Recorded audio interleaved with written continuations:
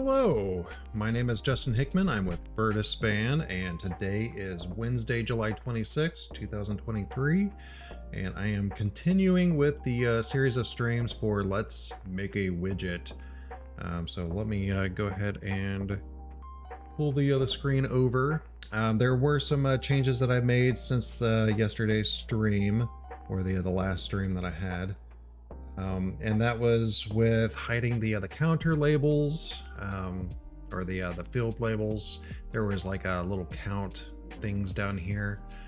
Was able to remove those. It wasn't exactly ideal for the way I did it, and I'll show you that here in a little bit. But I was able to at least restrain these to 3 digits, and then it'll validate to make sure that it's within range. And same with this one. Even if I put a very large number, it will just bring it back to 1 or 0 based upon min or max. So that works out really well. If you remember, we created this little button here. I did play around with a hex editor as well, and I'll show that here in a second. As you can see, it also supports the last 2 hex values to make sure that we can support opacity, since that is a valid thing. If I inspect this and use that color on maybe the body,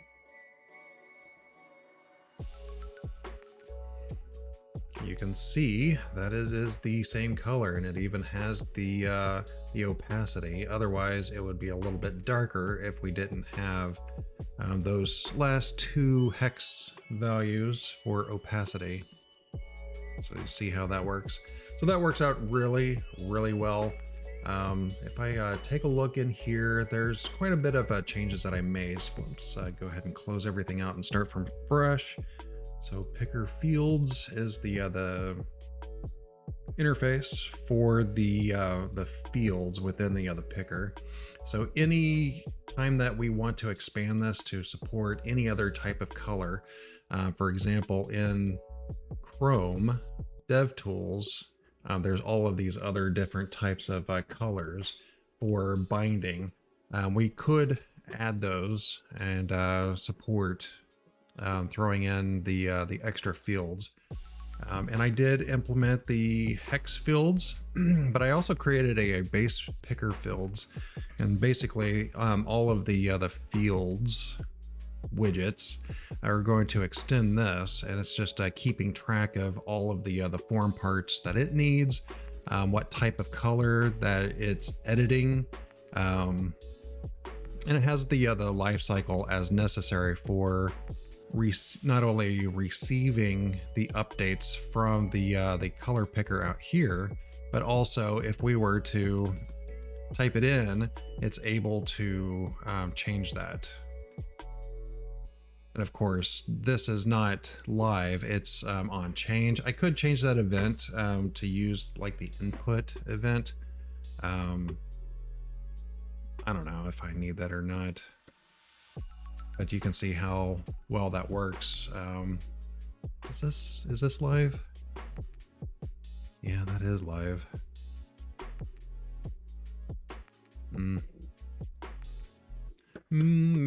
I might do that. I don't know. We'll see if I make that live or not. Like I said, it's just using the input event instead of the change event, because the change event is triggered whenever you blur the other field. So if we take a look at our hex fields, basically that just has a single hex box, text box, and that's basically what we're going to do whenever the field is changed. We're just checking to see if it is hex, because it's pointless to do the parsing if what they're entering isn't even hex. Well, that was because, well, no, that shouldn't be hex. Well, notice that it resets it to the last value. I did that on purpose to make sure that, although I think I might be...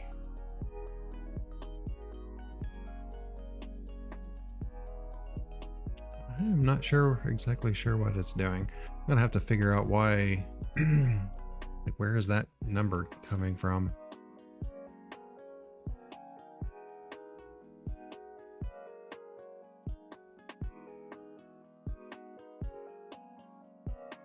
Well, it seems to have settled on one, but that's kind of odd, right? It must be overriding a value somewhere. Well, that time it worked.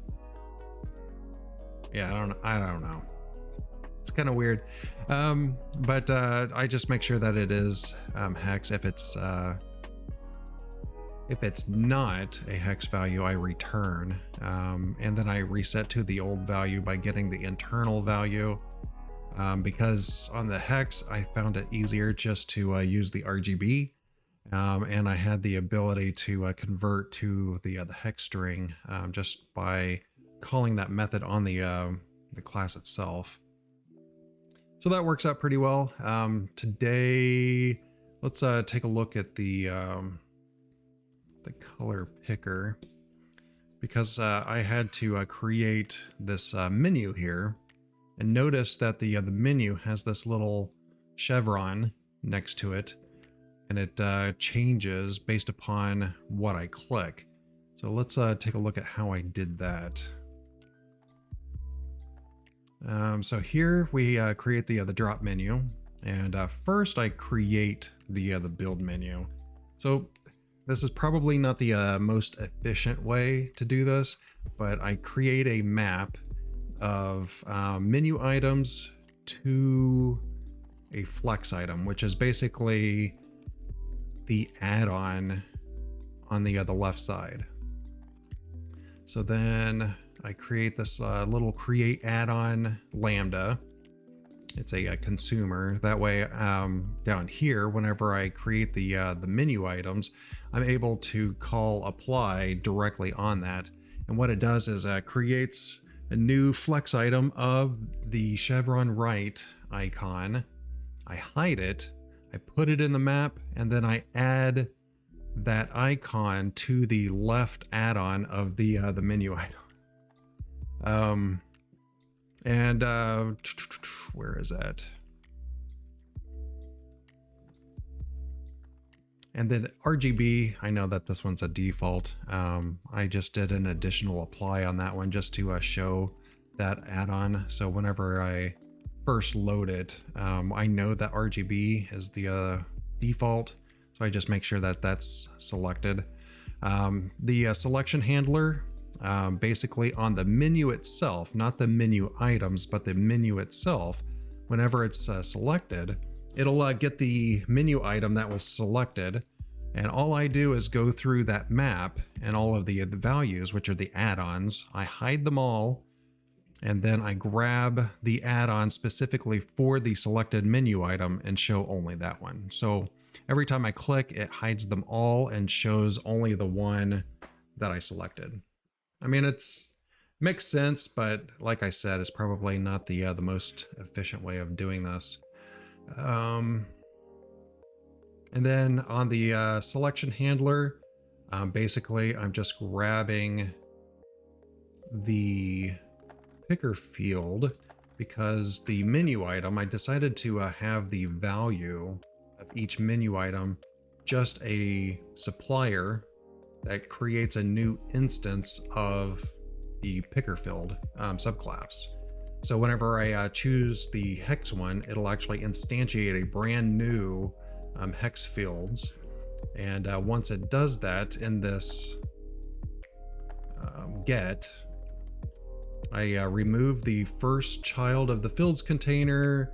I just set the latest to that. I update the current value. I add a change handler so that anytime this changes, I'm able to call set value on the color picker itself. And then I just insert that in. Pretty simple. It just swaps it out. So then whenever I do that, you can see that it just swaps out that the widget here, which these are the picker fields. So then change it to hex, change it back to RGB, and you can see that it works just fine. So today we need to actually implement the other two, the HSL and the HSV. These are very similar. It's really the only difference is the label. So I could probably do like HSL first and subclass the HSL one for the HSV and just add the different labels and stuff like that. So let's go ahead and create HSL fields. And I'm gonna move hex fields over here so that we can see this along the way. So this is going to extend base picker fields, and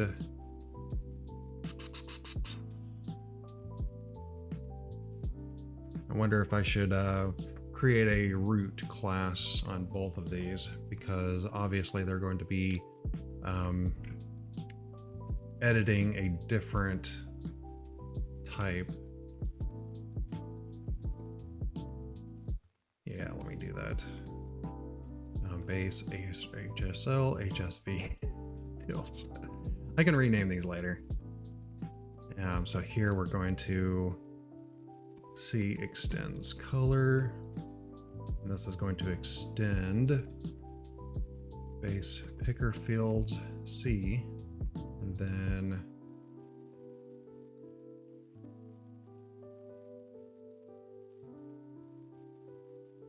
I guess I'm gonna have to do F extends base HSL that C enough. Abstract. And this needs to delegate the constructor. And I'll mention what the constructor is for here in a little bit. So HS fields, we can do base HSL whatever. And this is going to be HSL for the color and HSL fields for the class. So it looks like the only method that I need to implement is update internal and delegate the constructor here. Although I'm going to change this. So the way I've done this, I'm using a grid layout, and it's actually creating the appropriate sizes for all of the columns in here in the superclass. So this one's actually going to have 4 columns, and we need a conversion of how to convert a color into the appropriate type. So here it's going to be to HSL. And that should be it. So let's go ahead and create our fields. So we're going to have a private final integer box. Oops, integer box. This is going to be hue.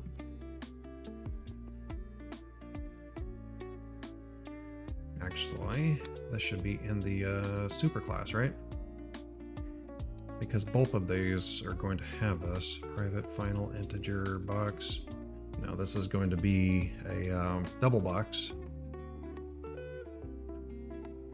for saturation, and the saturation on both of them.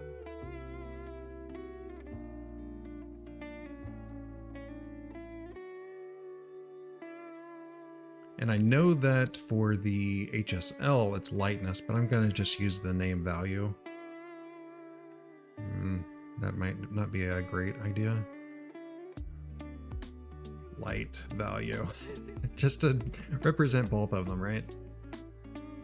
And this is all just a private implementation, so nobody's going to see this from the use of the color picker.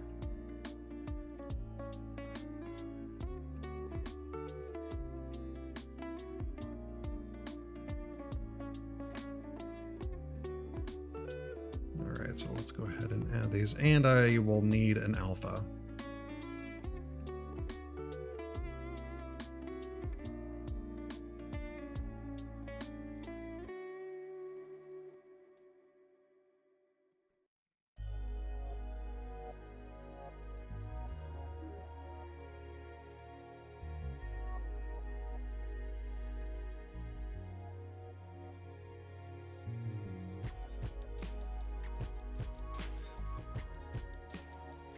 I just realized that I'm not calling, I guess it's probably in the superclass, isn't it?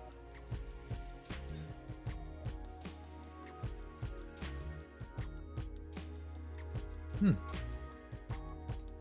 not actually calling init. Can I do that? No, I think all the subclasses will have to do that.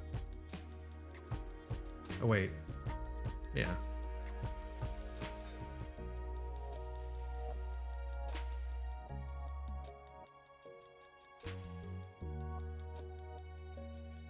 Did I do that for the RGB? Let's take a look at its constructor. Yeah, I did.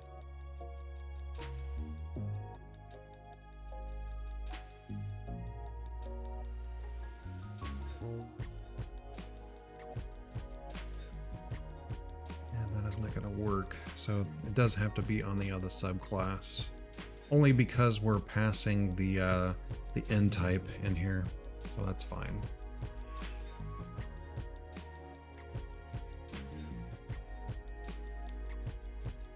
All right, well, let's just see if that works. So to do that, let's open up the color picker. Let's go down to where it's building the menus, and for the HSL, we're going to create a new HSL fields, and for the HSV fields, and I haven't actually created that class.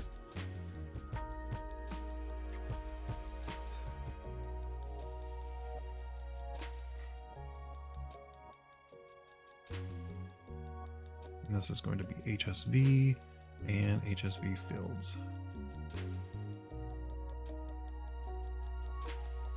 Constructor, same as before. This is going to be for, actually, I guess I don't need to do that.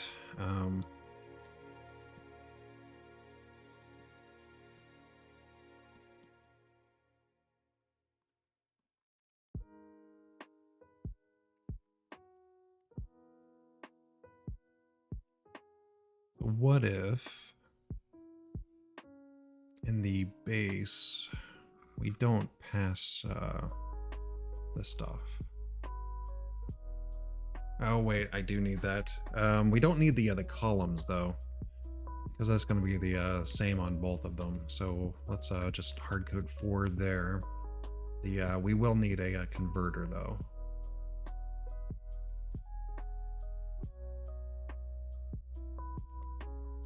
And this is going to be color to HSV. There we go.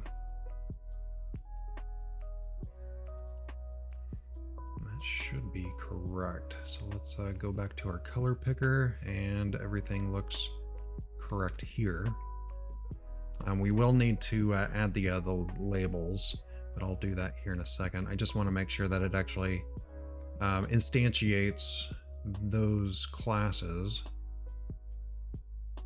It's going to be hard to tell the difference between them right now, but that's fine.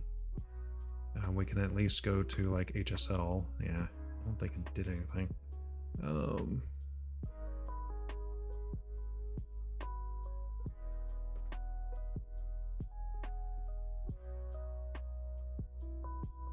What else do we need? Have the update internal. Does hex still work? Yeah. Oh, that's not good.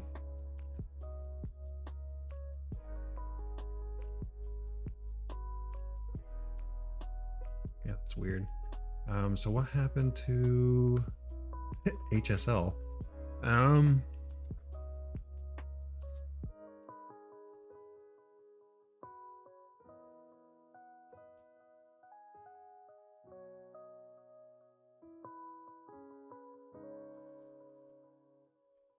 let's inline these, or put these in the constructor.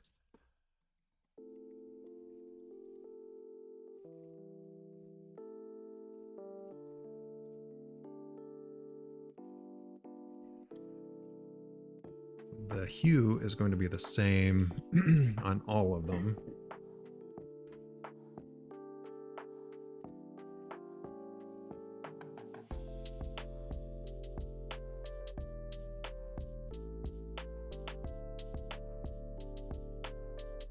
I'm just going to delegate all of them to the same method. So we only need the object because of the fact that one of them is going to be an integer and the other three are going to be doubles. I could put number here and it should be fine. Yeah, but I don't really care. Basically not used.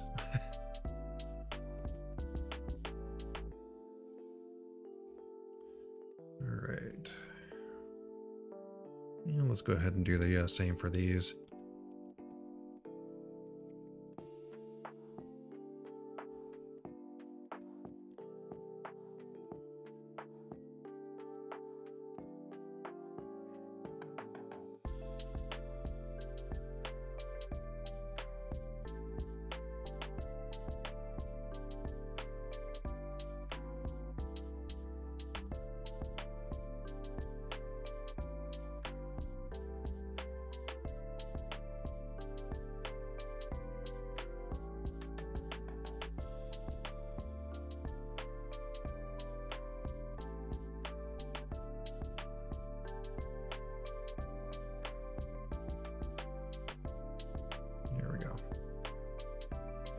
And we're going to have to do something different for the labels on this one. That's really the only big difference here.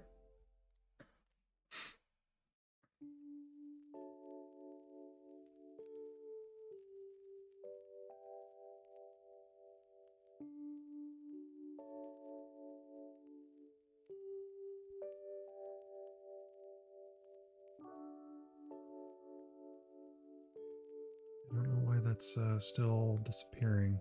That seemed to work. Which one wasn't working?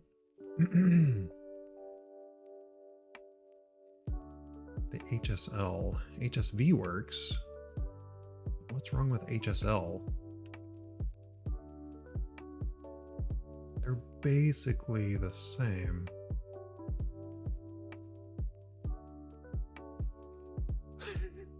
What? HSL fields.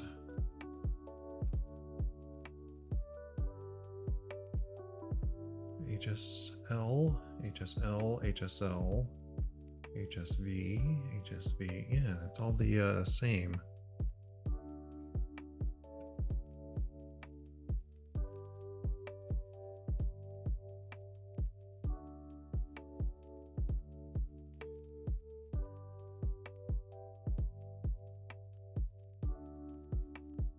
That makes no sense, right?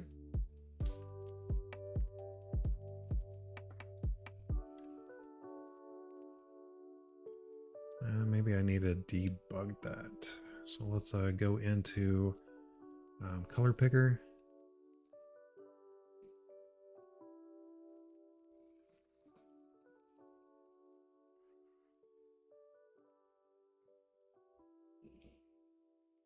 And let's put a breakpoint in right here. So it's having a problem with HSL for some reason. Here's the HSV or HSL fields instance.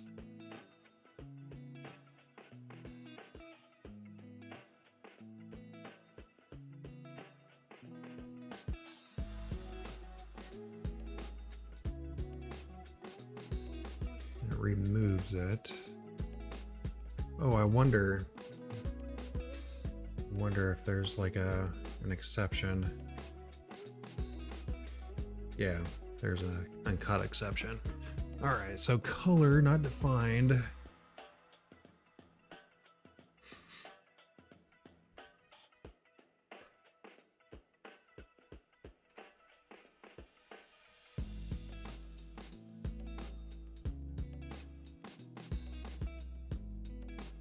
So it's creating a new HSL. So this is converting an HSV to an HSL. Oh, and I did make those, I don't know if I mentioned this, but I did make all of those colors immutable. I just got rid of all of the setters and made the fields final. Had to update all of the unit tests to support that.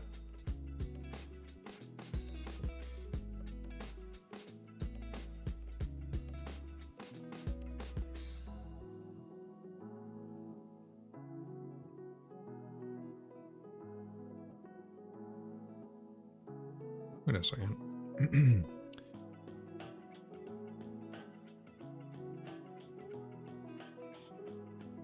That's not going to the right constructor? Why is it going to that constructor? It should be this constructor, right?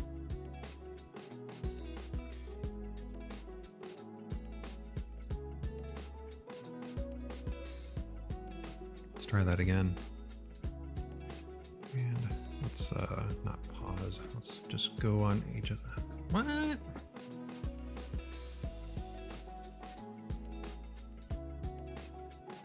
Is it calling? No, I think there's a. I think the code is not lined up. So typically that happens whenever there's a invalid cache or something. So let's just clean it out and try it again. That's usually the best case for quick debugging.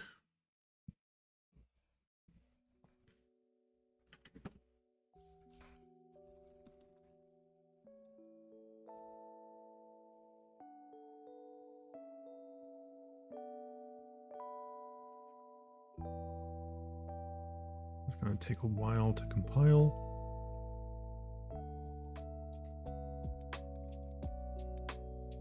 I don't see any other reason why this would have problem. I mean, I assume that I was getting like a null pointer exception. Just looking at the hex field.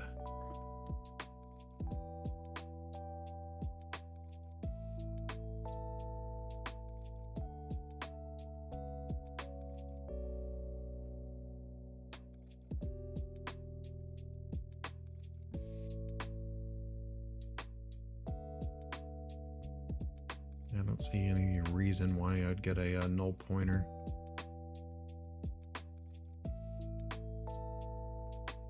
So it works the same as the RGB and the hex one. So yeah, it must be old cache or something like that.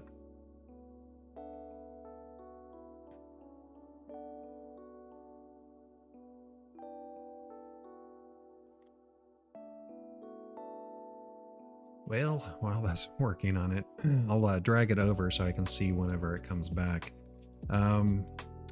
So update internal. This is basically whenever a value is getting pushed in from the color picker, we need to be able to update the fields appropriately. So I probably want to come over here and make these as protected. That way the subclasses can actually see and modify the fields.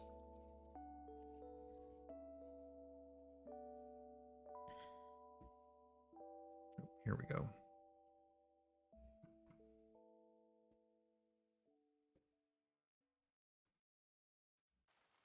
It's still happening. Oh, it's calling the right constructor. Okay. This time it's not throwing an exception, so that's good. So it does look like it's working on both the HSV and the HSL. You can't really tell because the fact that we don't have a label on this one. So let's go ahead and add that label. And let's just do it the most simple way by having a abstract method.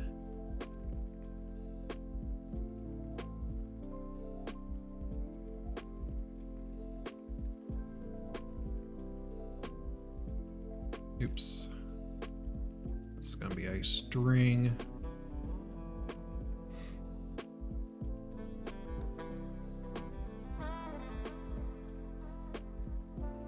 And this is going to be lightness.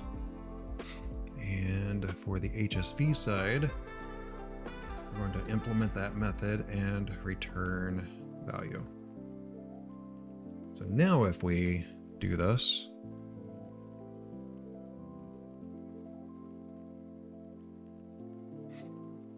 switch it to HSL.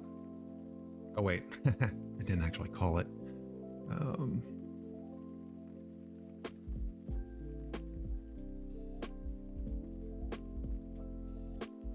There we go. Now I'm actually calling it. We should be able to see the appropriate label on each of these. So we have HSL, HSV. So it just changes from lightness to value. And of course, the numbers are going to be different because there are calculation differences between the saturation and the value and lightness. But just wanted to make sure that we at least got that taken care of. So then it's on filled change. We will probably need to do an update internal. Let's do an update internal on this one. And this is the base class. Let's close that out and close that out so that we can see what we're doing here a little bit easier. So the update internal on the base class, we can't really do that, can we? I mean, it's kind of weird, but I could just convert whatever's coming in to HSL or HSV and grab the hue out of it. It's going to be the same for both of those. But maybe I'll just, let's implement it the long way and change it later. So hue.set value. So how was I doing it before?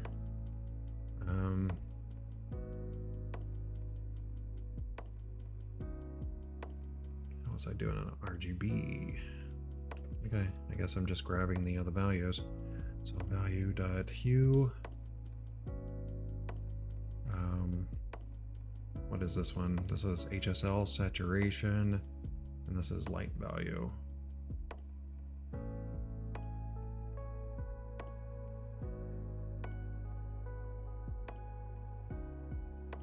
Or, yeah, I just misspelled it. You get lightness on this one, and then alpha, set value, value get alpha. I could probably make those two classes extend one or the other, make it a little bit easier. Because otherwise this is basically going to be copy and paste over to this, and the only thing that we're going to change is that to get value. All right, let's refresh and see what that looks like.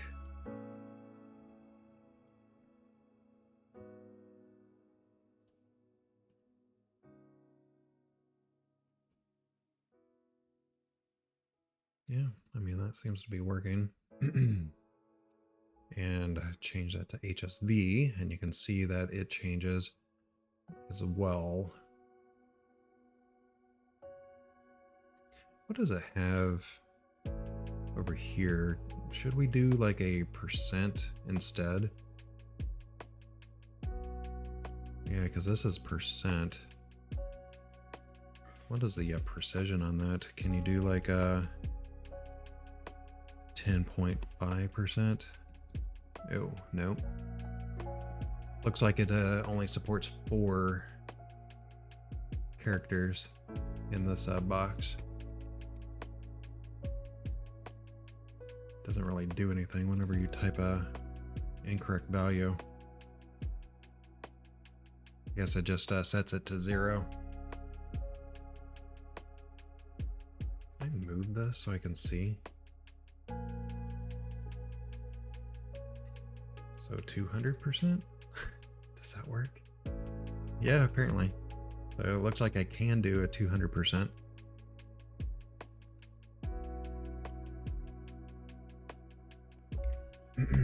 But that does work.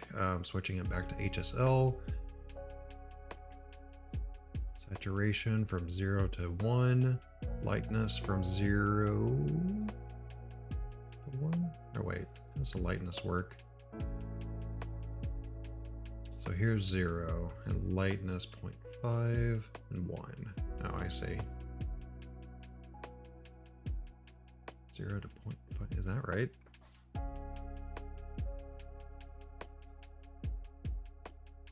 Zero, 50%. Huh, it is.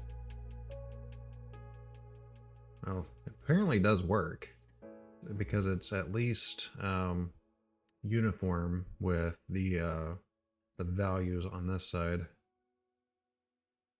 Yeah, I might end up changing these to percent. I don't know. We'll just see. Oops, I did not mean to close it. But of course, right now it's not bidirectional. So if we wanted to change the hue to that, it's not valid. All right, so let's go ahead and do that. So the RGB fields, we changed the maximum length. So this is going to be in the base. Let me switch that because the base for me is going to be on the left. So the hue.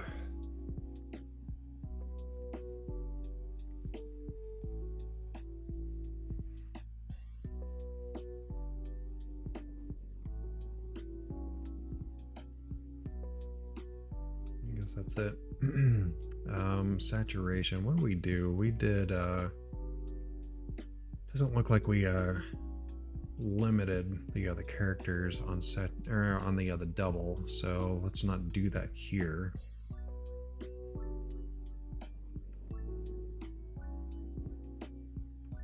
And this is how I hid the count items. I basically grabbed the count item,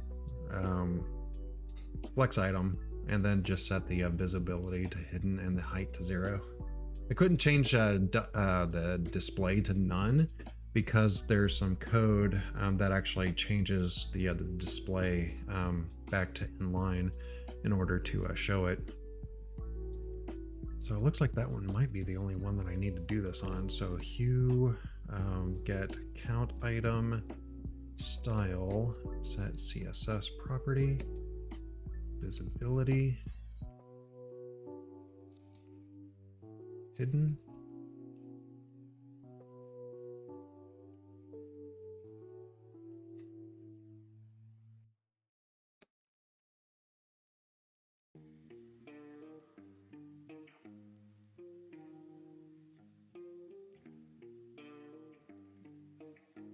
That might work.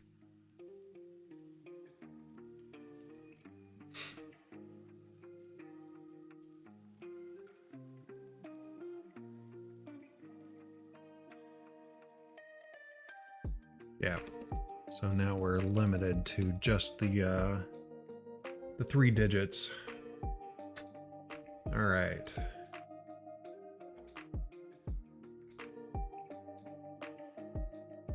So on the field change, what we're going to do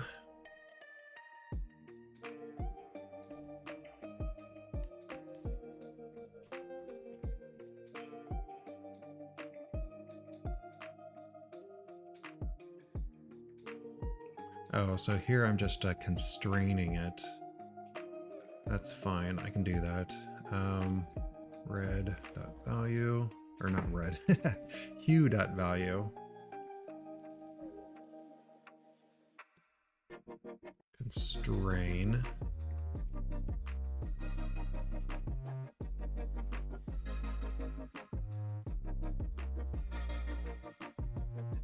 Where's that constrain method? Oh. Wonder if I should put those in the super class. These are basically the same. That's not the same. Min value is 0, max value is 359.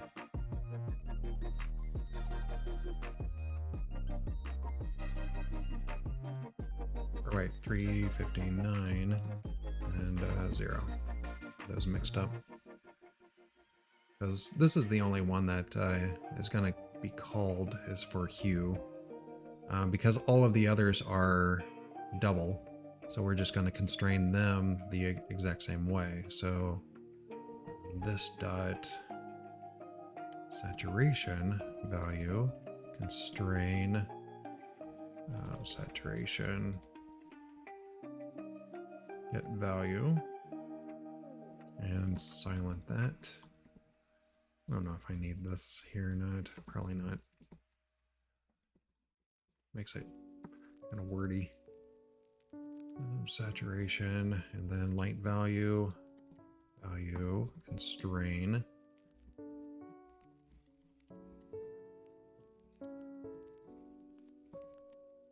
And then alpha, do the same.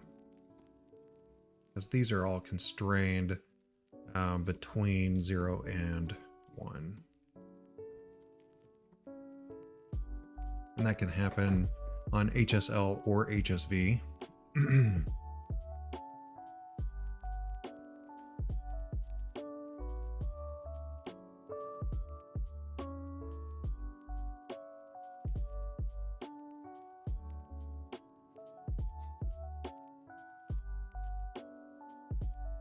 Alright, so now we need to be able to grab the other value.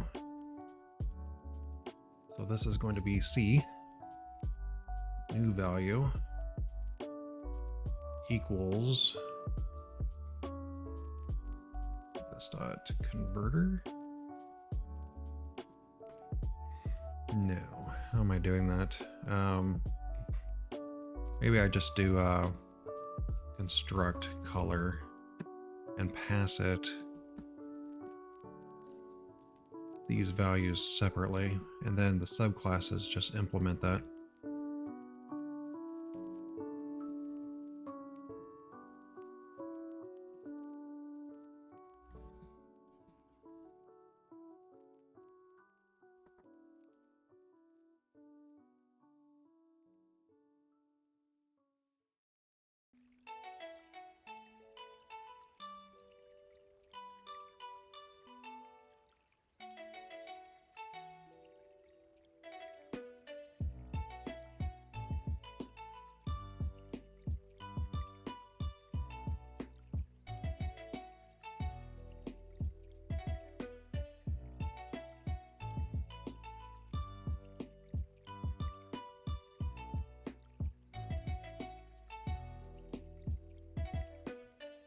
And do the same thing over here.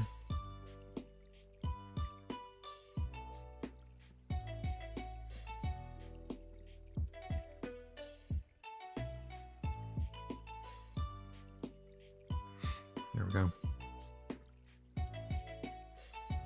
So then whenever it grabs that new value, I should be able to set internal value, new value.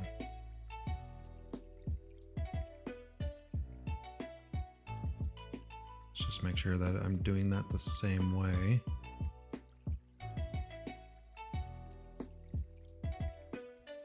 Yeah, that works. And set internal value in the other superclass. It's basically checking for objects being equal. If they're not, then we assign the value and fire the change event. Otherwise, if they're the same value, we don't do anything. All right, so HSL, let's change the hue, saturation, and then the other likeness to 5. All right, that works.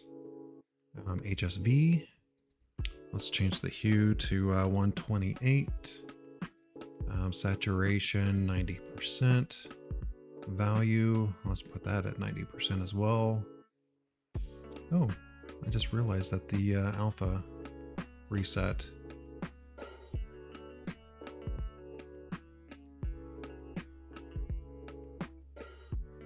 Thought it did. Oh, it didn't grab it there.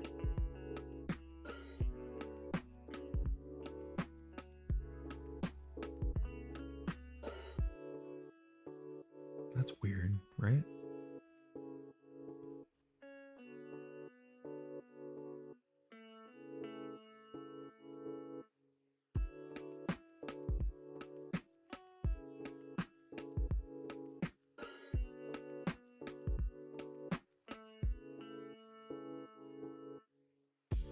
For some reason, it appears that the alpha is getting dropped somewhere. It's probably in one of the, well, it's not.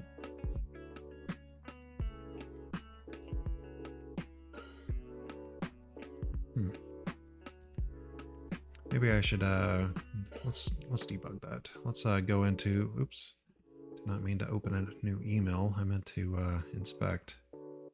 I mean, it does look like it's persisting somewhere.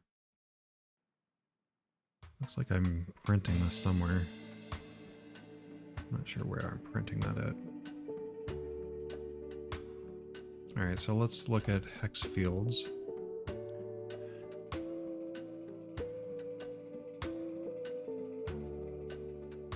And I think it's going to be this one.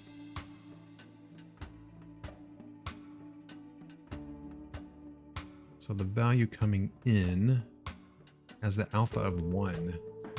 So that's problematic.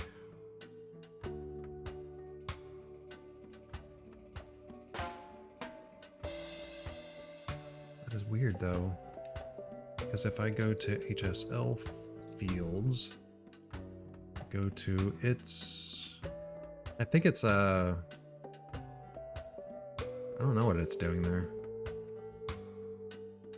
Well, let's take a look.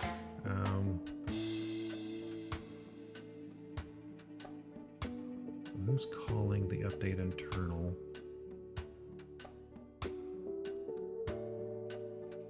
We have the converter.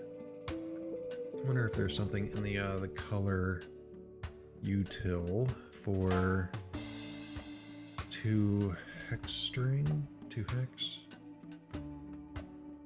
No, because I'm checking to see if the alpha is less than 1, and I add the. Otherwise, it's gonna chop off the ending FF.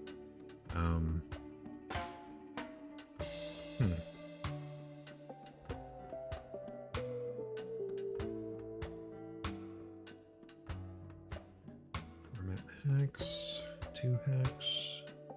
So we have RGB, HSV, HSL. And for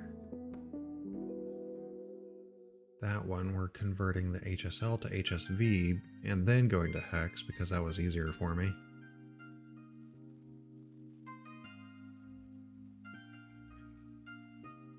Yeah, somewhere we're losing our alpha, right? Because the value has alpha as 1, and that's wrong. All right, so let's look at the color picker, and this is where it's actually doing it right here. So let's go ahead and hit play. Yeah, go back to HSV. We can see that there is a 0.5 alpha. Back to hex. So this one, the value has a 0.5 alpha. So let's go into that.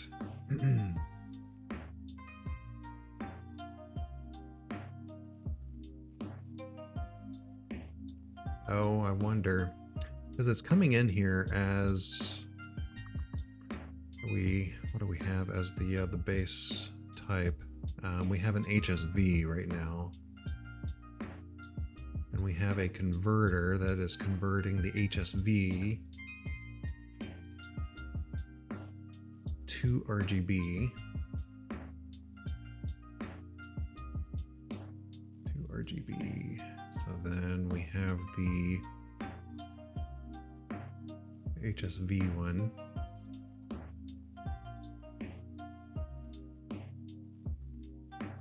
And we're dropping the alpha.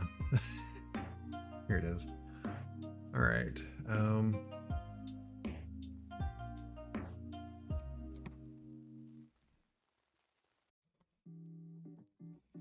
There we go.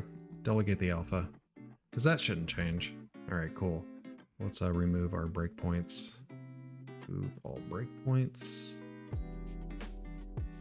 Let's refresh. Kind of weird that it worked out that way. All right, so if I change that and I go to HSL and then to hex, okay, cool. So that works now. If I change this back and do like 0.5, back to hex, okay. It's not getting lost that time. All right, whew. That is good. All right, so all of this works.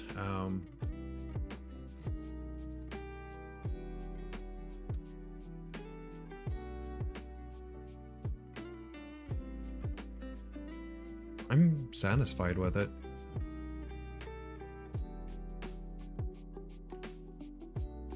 I mean, yeah, this stuff for the HSL and the HSV and even the alpha, it would probably be nice to be able to do like a 33% in here. I might change that. So in the constraint, if it's above 1, it assumes a percentage. It's not a bad idea, right?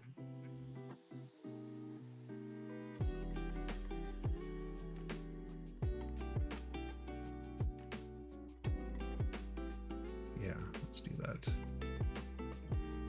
All right. If value is greater than 1, let's just assume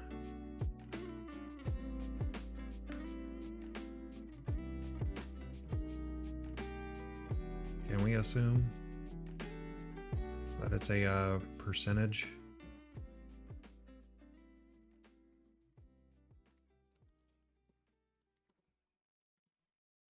So we just drop 100 off of that and go through the same math.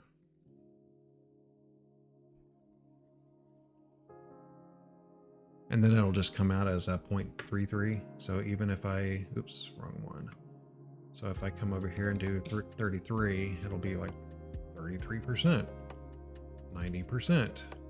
Yeah, I can go with that. I don't see any reason why not. Works for me. And that was the easiest fix for it. I think it works the same with alpha too, right? Yeah, 0.9. So if I do like a 50%, I can't put the percent symbol because this is a double box and it's only supporting input of characters for a double. Yeah, I think that's good enough for now.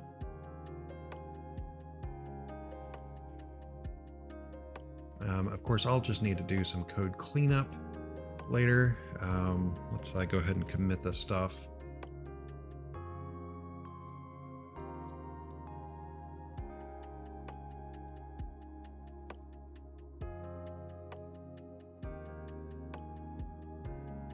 That's good enough. All right. So one thing that I didn't accomplish after was the menu hiding, because I mentioned that was one of my action items to figure out how on the color picker button to not close the menu as soon as I click on it. So let's just do that live on the stream today. RGB, all right, all that stuff.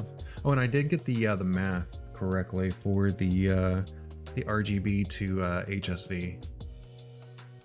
I was able to get that to work appropriately. let me show my math.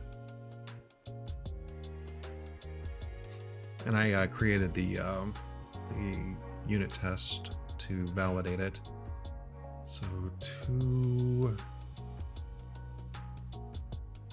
not that one. This is HSV to RGB. To RGB. Okay, here we go. So this is, oh wait, no, this isn't it. Which direction was I going? I was going from RGB to HSV. To HSV. From RGB. This one. Okay, so this is where we were playing around with yesterday. And I was able to fix it, the RGB, or I'm just grabbing the numbers and converting them into a decimal, dividing 255, grabbing the max, the min, getting the delta between those. If the hue is 0, or I'm setting the hue to 0, sorry. If the delta is 0, then the hue just stays 0. Otherwise, I check to see if the max is red, green, or blue, and I do the appropriate math for each of these. I mean, technically, these are all the same. This one just has a hidden +0, so we have 0, 2, and 4 on those. So they're basically the same, but we're subtracting green minus blue, blue minus red, red minus green for grabbing the hue. And then you do a little bit of extra math. And then that's it. You just create the new HSV from those values, and that formula actually does work. And I don't want to actually commit that. All right, so let's open up the color picker button. So that is what we're going to test next. And I am going to open up the demo color picker. Let's go ahead and swap these two around so that the button example is first. I'm still having the issue with the directionality. Oh, well, I was. Maybe if I scroll down a little bit, no. Oh, apparently it's just gonna work now. That's fine by me. All right, so let's figure out how to get this to not close.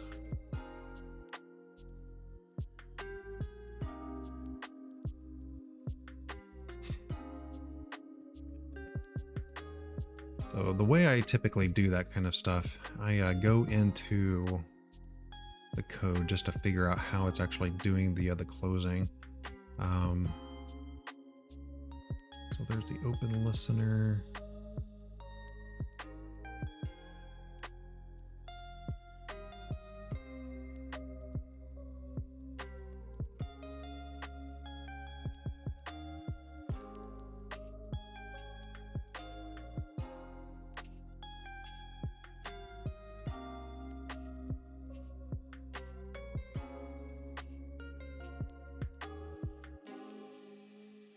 I mean, I could, because right now I'm just using the default menu. Could subclass this and override some of these methods. I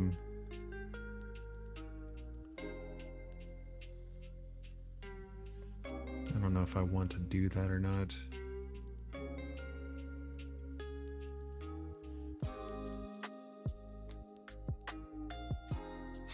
Because I'm assuming it all goes through here.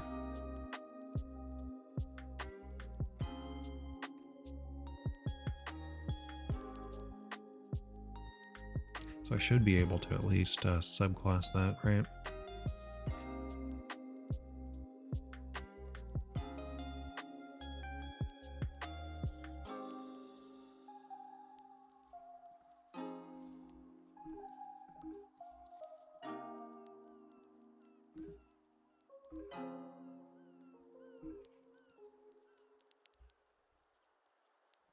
I'm just pulling up my notes. See if there's anything that I was able to do that with that before.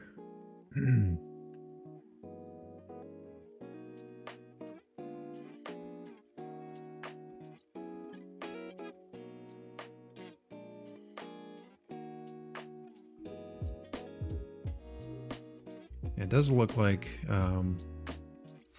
in my notes I was planning on creating a subclass of the menu specifically for the color picker menu.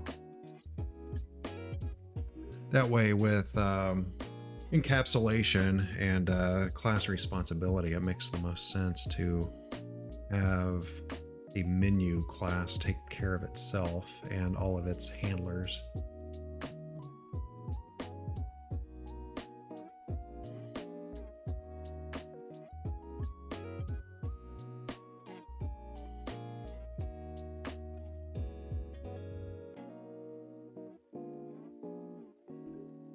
Yeah, I'm not really seeing too much on this.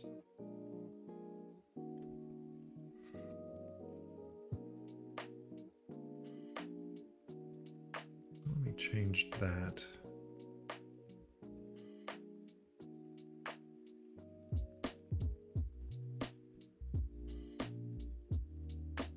Yeah, it still auto closes.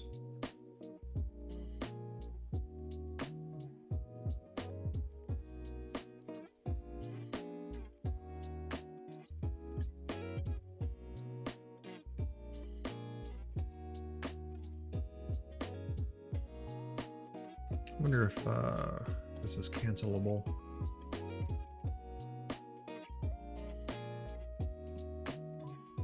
Yeah, it doesn't look like it.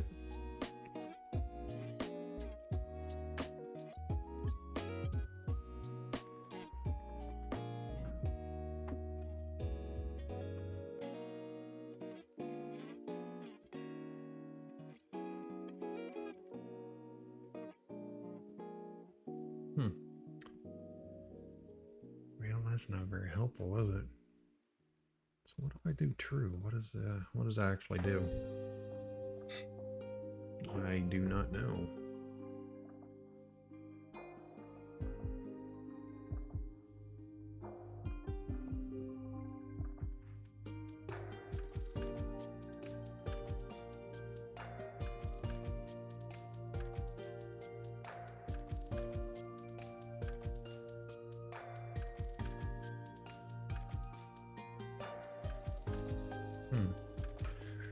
I wonder. Is there any way for me to stop propagation?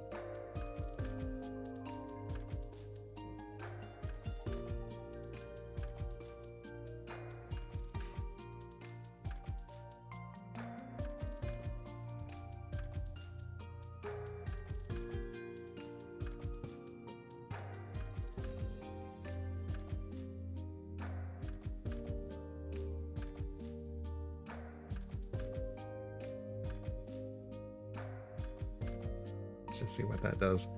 So if I'm listening for a click event, I don't know if it's doing it on like a mouse down. It's not mouse down. Looks like it is on click.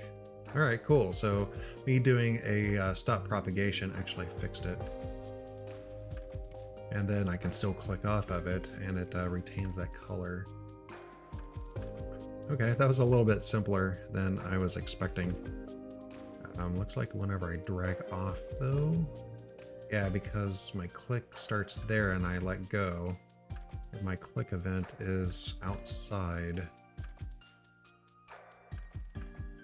So you have to make sure that whenever you're dragging, you don't drag outside.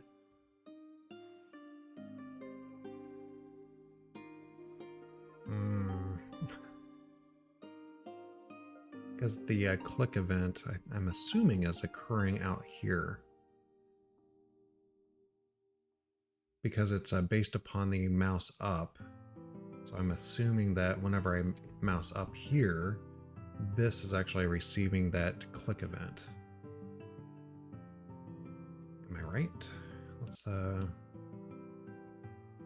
just add a click event here.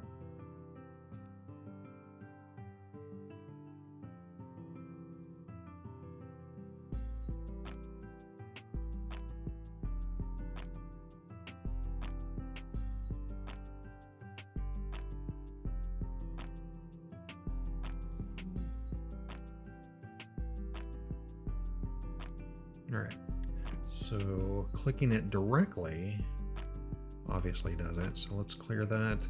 Let's drag and then let's mouse up here. No, that is not. What about the mouse up event? I'm assuming that'll work.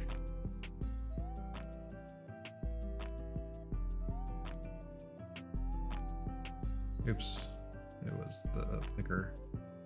No, that is not receiving the mouse up either. It could be because of my draggable. I could be doing something in regards to that. Let's open up draggable.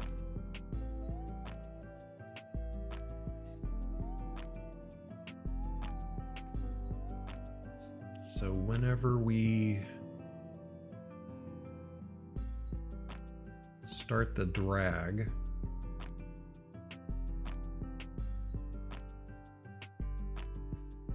on drag start,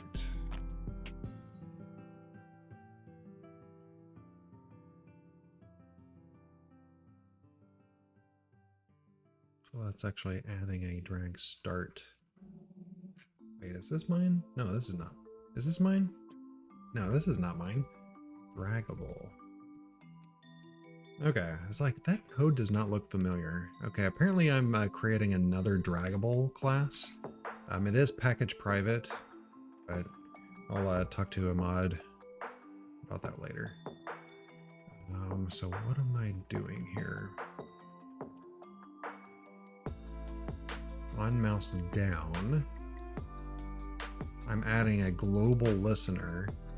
And that's basically just adding all of these global event types, which is going to be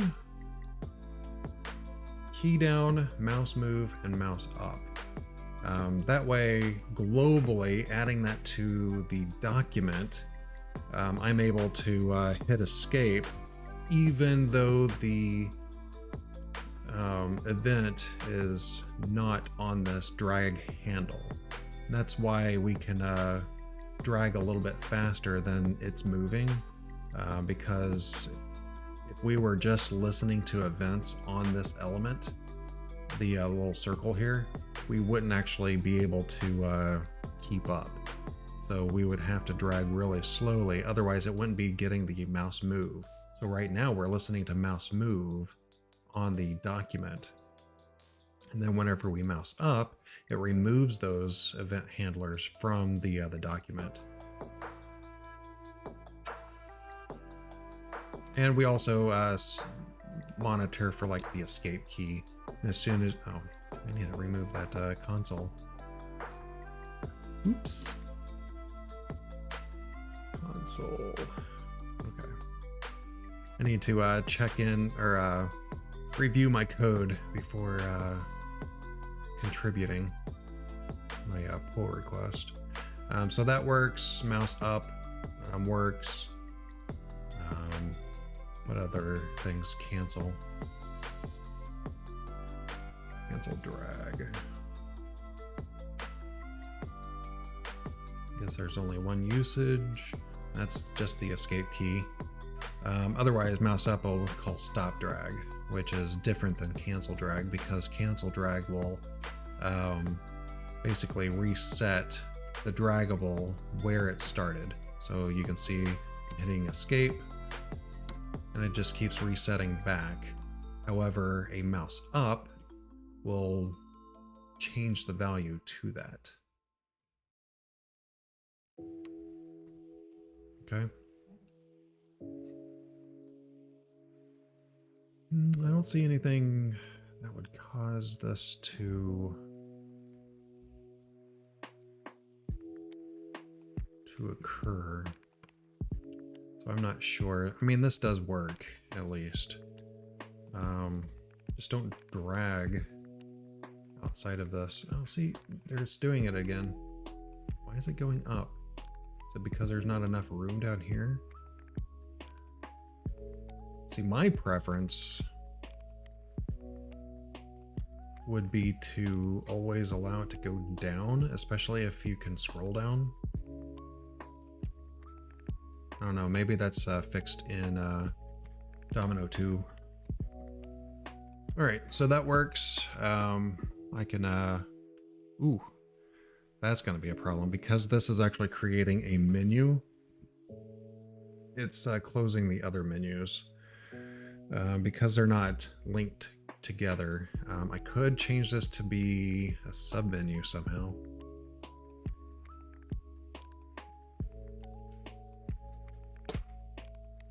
Oops. How do I do that though? I don't think I can really do that.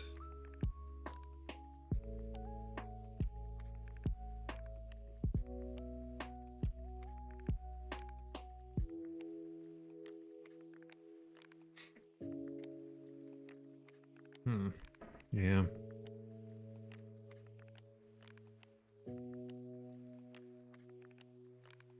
I mean, that's to open a submenu, but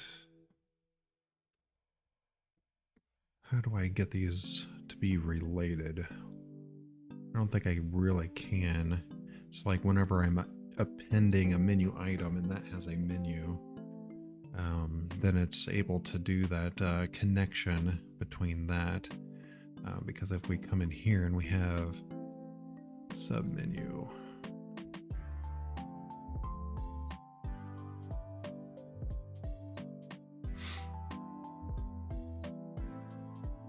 yeah.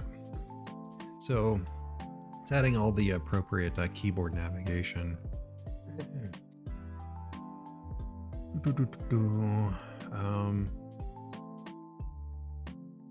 And since this menu is registered, I'm assuming there's like a registry for the pop-ups.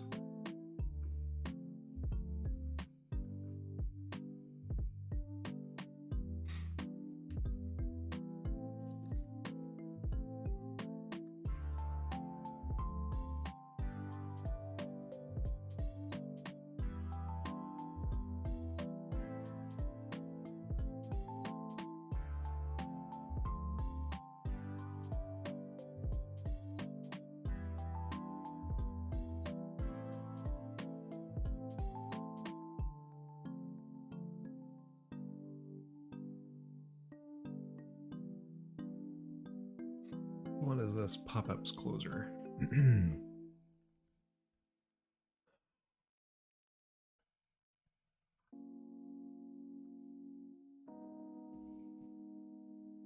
So this might be closing all of the other pop-ups if it's not a submenu.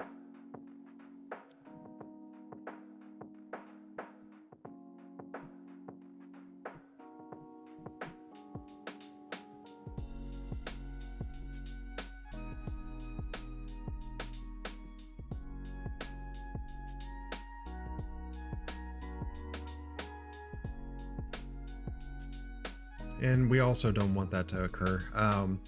If we were to select one of these, we don't want the entire menu to collapse. And that's what happens whenever you have submenus.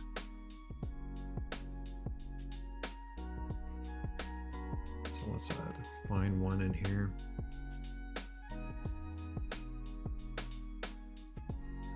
So here's a submenu, and as soon as you select one, it goes up that menu chain and closes them. Obviously, we don't want the main color picker menu to collapse whenever this one does.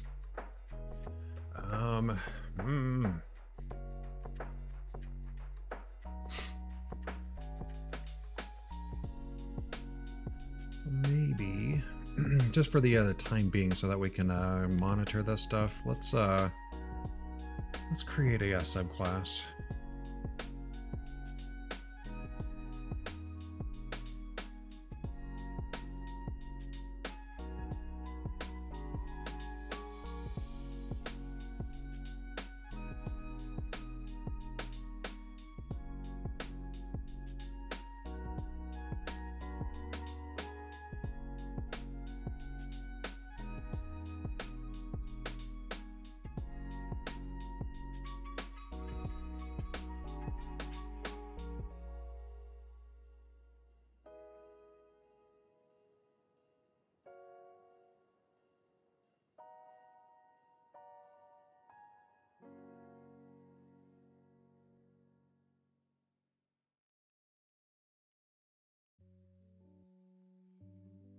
I wanted to do it that way, just so that we didn't have to modify too much of our code. All right, so in here, let's implement a close. What we can do, let's run the Gwt debugger. Let's see who's actually calling the close. Grab the call stack from it.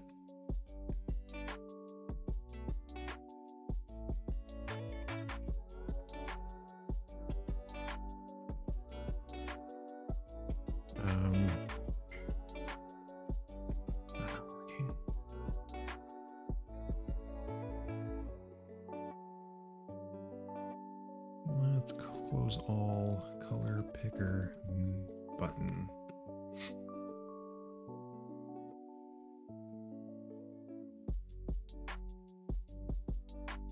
That's weird. So the Gwt debugger doesn't work? That's fine. I can easily just throw in a breakpoint. Alright, so what? I need to collapse that. So we are getting called.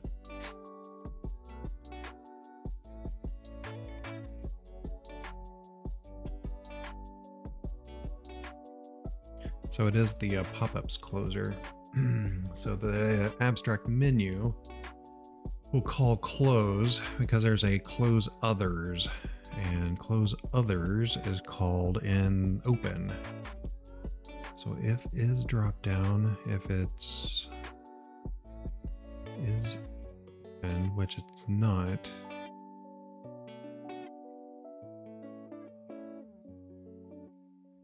This calls close others.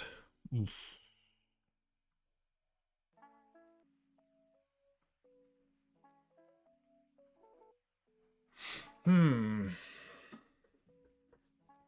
And close others. Calls close. And that just runs through. Oh, interesting.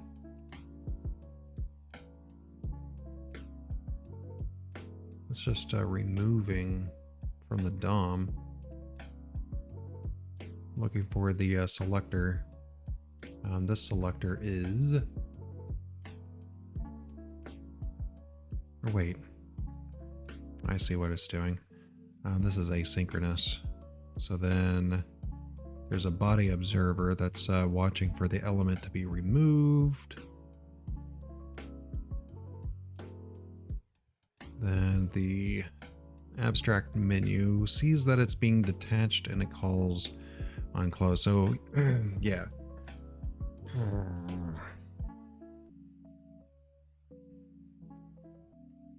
So I guess technically it's already closed, isn't it?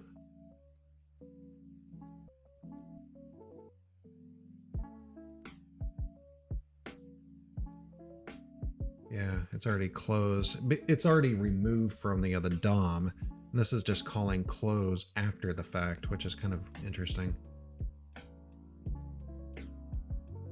I mean, it makes sense to call some sort of code whenever it's removed from the DOM to clean things up, maintain state. But the problem is going to be within here.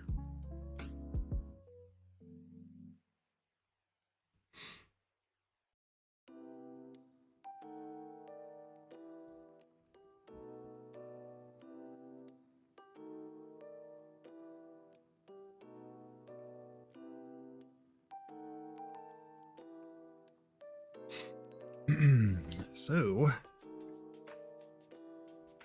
we can probably do something to not close others, right?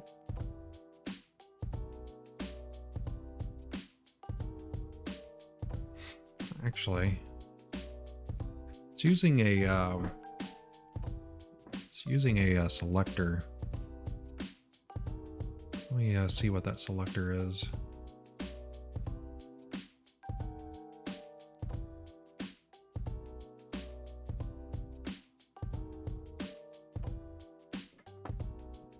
All right, so here's the menu. Is it looking for drop menu? So let's go back over here. Let's just click on this. Domino UI auto closable. Oh.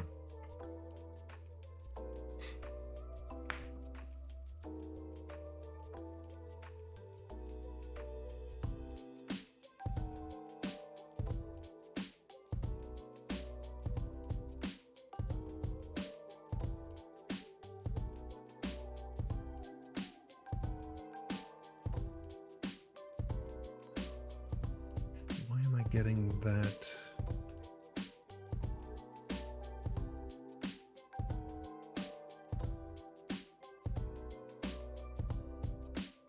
There it is. It's an attribute. It's not a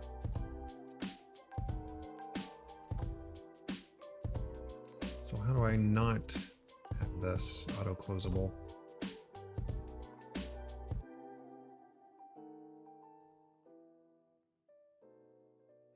So set drop down.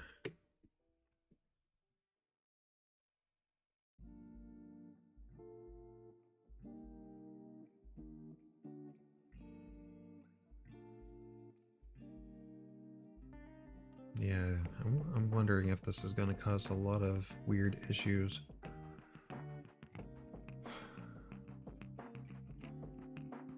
I mean, I could always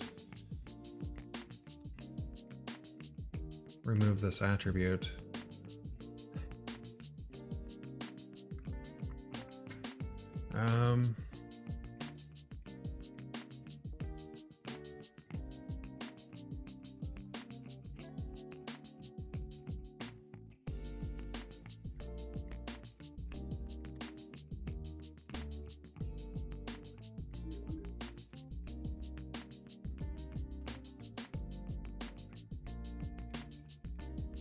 See if we can remove that element or that attribute to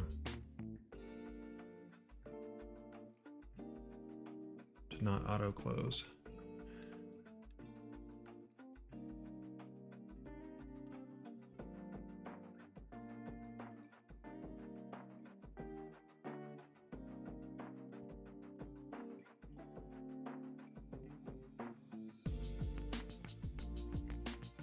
I mean, I can always change it to false, but did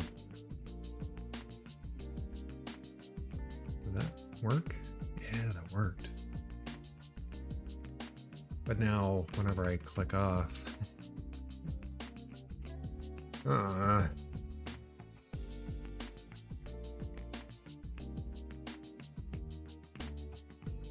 wonder what I can do about that. Maybe I can temporarily remove it.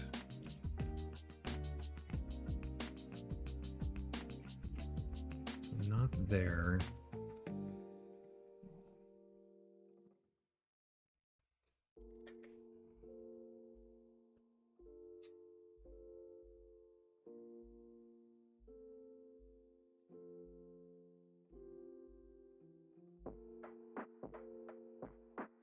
How would I know this is still available?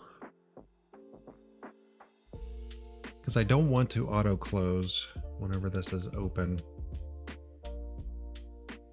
And I also don't want it to auto close whenever I select. I think it's only whenever I click. So what if I did this?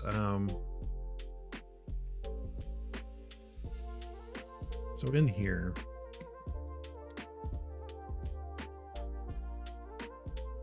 man, my dog is snoring pretty loud.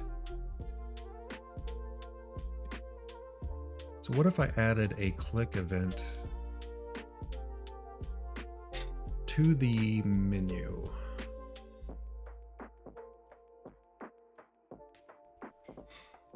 So click handler on the menu.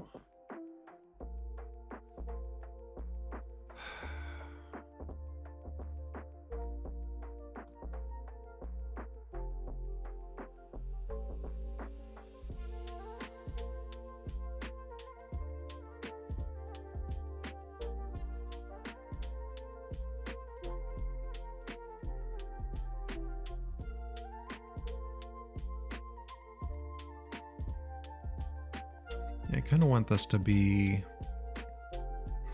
a capture event. Yeah, so click.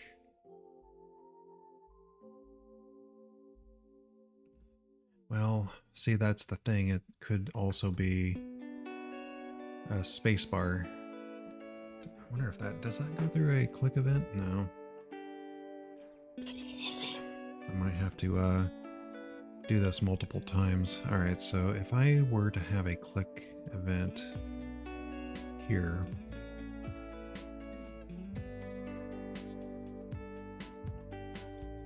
and capture true, and I were to, let's get rid of that.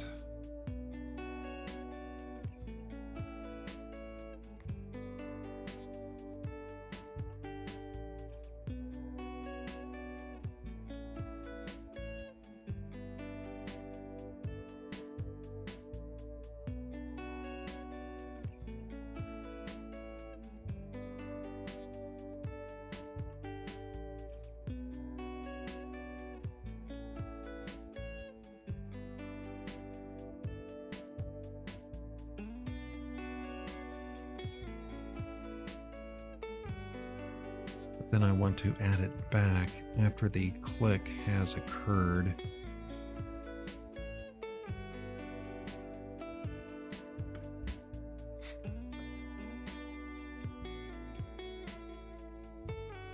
Okay, so let's just refresh. Let's see what we have so far.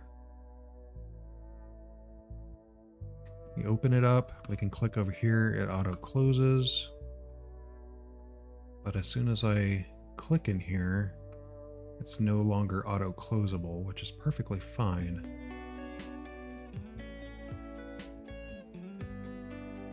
Oh, it's because I'm capturing the event.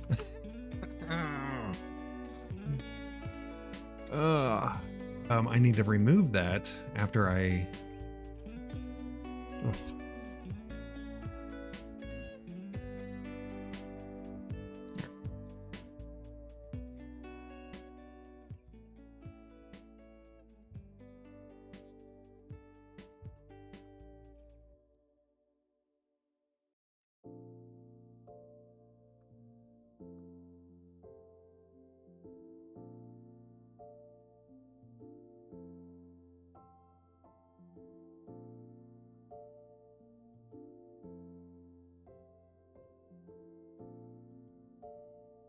Let's just hack it.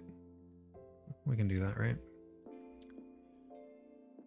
All right, so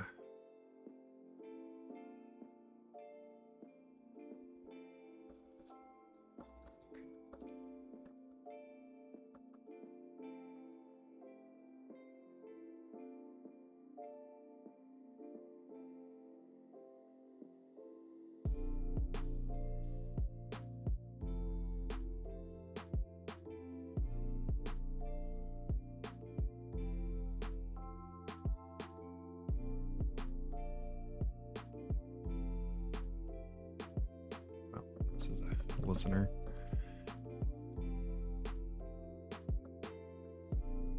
Let's create a field equals remove attribute.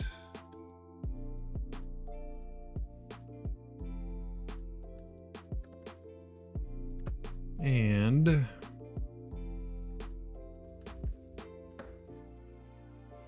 type click, get name, remove attribute listener, true. Wait, what? Because you have to use the same arguments.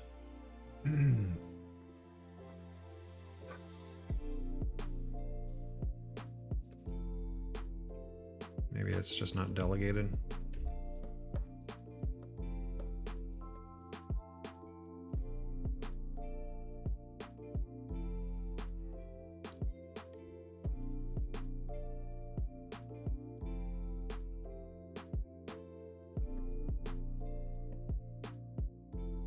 No, it's not even there. Oh, well.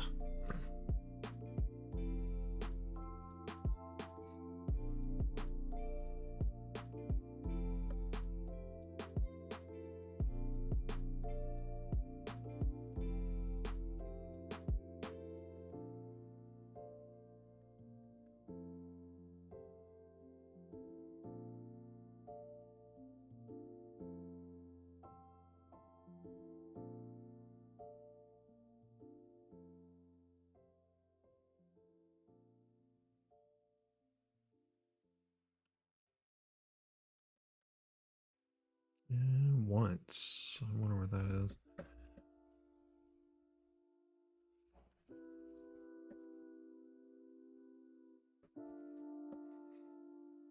All right, so I need to have that out here as well.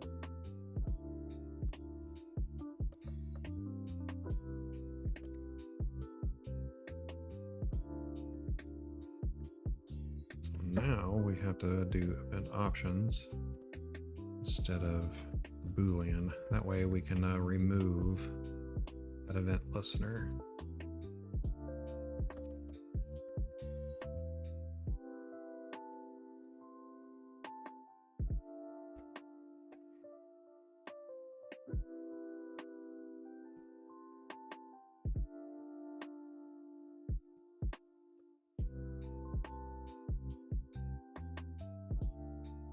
Okay. I mean, we're not setting it back, but all of this still works. Clicking off. Oh, no. Oh, wait. That's because I did a click event.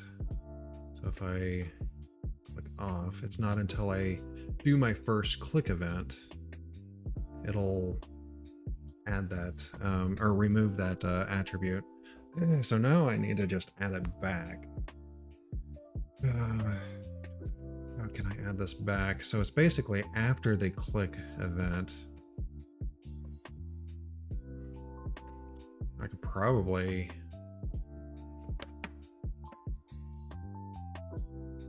do like a promise resolve new promise.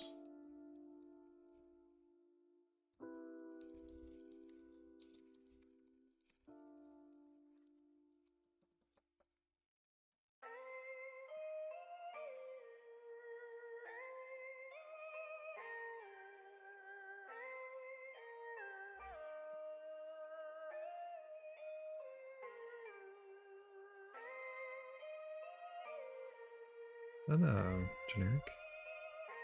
Promise. Oh yeah, duh. Void. Doesn't really matter.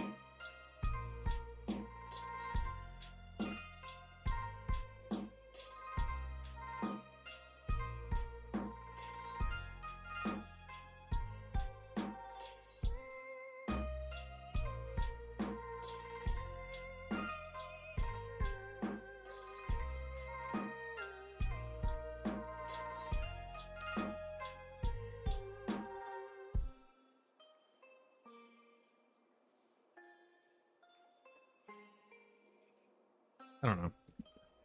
Bear with me. I do a lot of this experimental stuff just to see what's even possible. All right, so before I do anything, I want to, oh wait, I need to open that up. And then, so here we see that there's the Domino UI auto closable. Whenever I click here, it removes it, but then it adds it back. So I'm hoping that because of me doing this in a promise, when it, nope. Probably need something a little bit further out than a promise.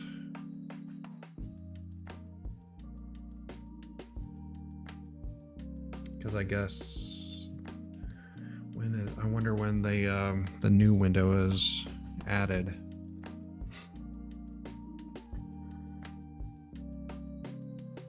We can find that out.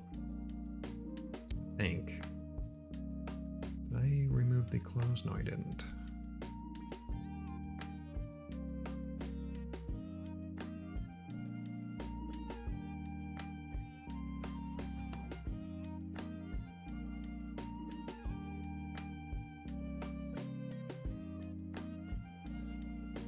All right, so where are we in this? Okay, so we haven't... Wait, before we do that, oh, that's in the,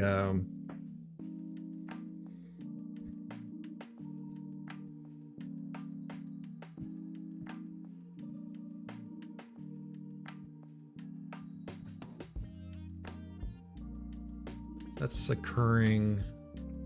When is that occurring? That should be gone, right? So this is the pop-up. No, it's still auto-closable. Shouldn't that have received this call?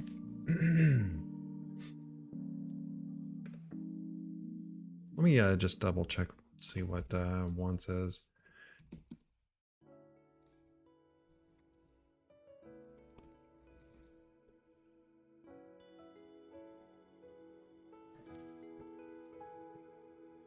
It's been a while since I've looked at these. So what are the options here? We have capture and once. All right, so indicating that the listener should be invoked at most once after being added.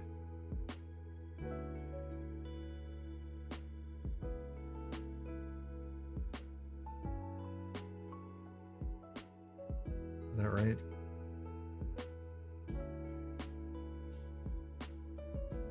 Let me just double check. So we come in here, we add... No, we don't want this to be just once.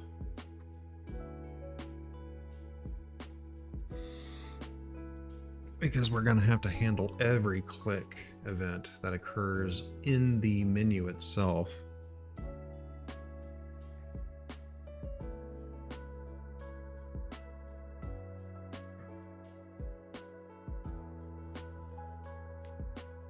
Passive.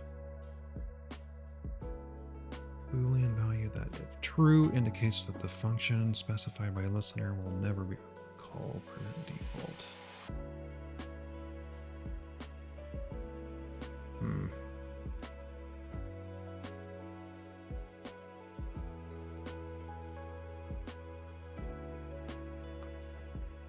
All right, so let's take a look at this again, but this time let's put a breakpoint in the remove. Let's see when this is called. All right, so let's execute it all. Come in here. Let's just double check to see that closable equals true in there.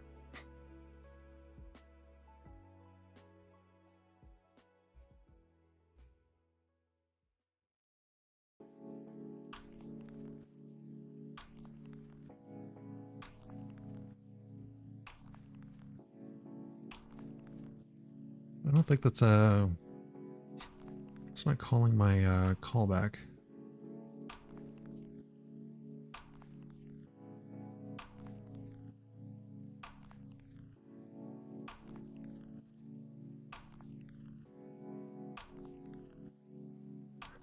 Let's refresh. Maybe there's something weird with us.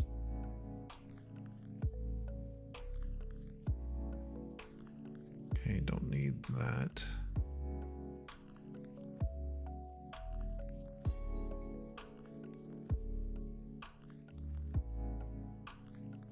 Okay, so now it's calling remove attribute.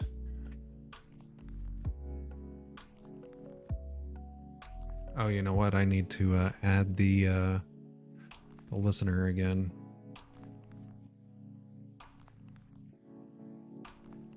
Wait, do I need to ever remove it? Maybe I don't need to remove it.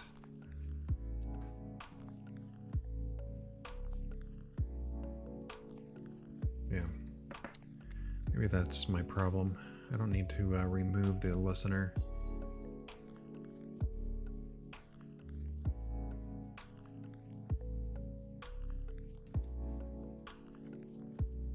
All right, so let's pause, breakpoint, and let's refresh.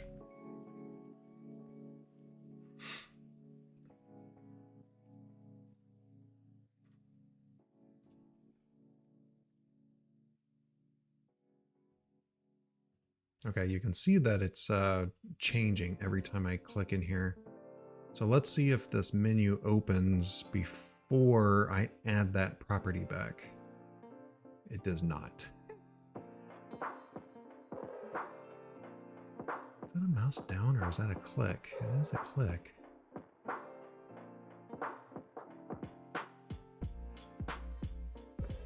Let's comment that out. Let's not add the attribute back this time.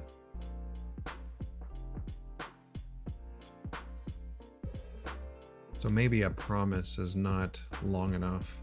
I might have to do like a timeout. Yeah.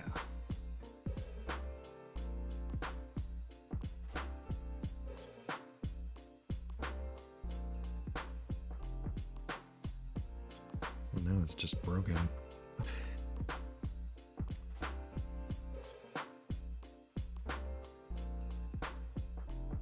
Hello.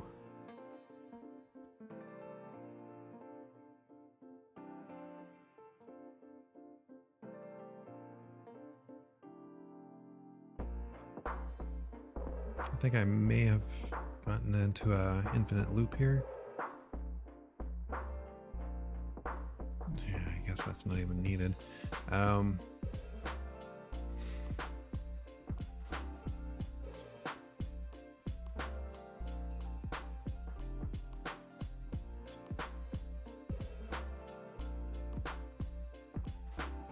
Whoa, that was weird.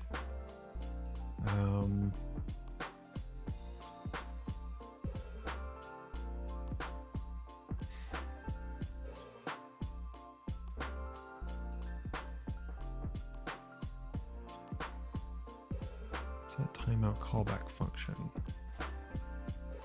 Use set timeout callback function. Okay, so it does have an argument in there. And then a delay, 0. It's something a little bit longer than a promise.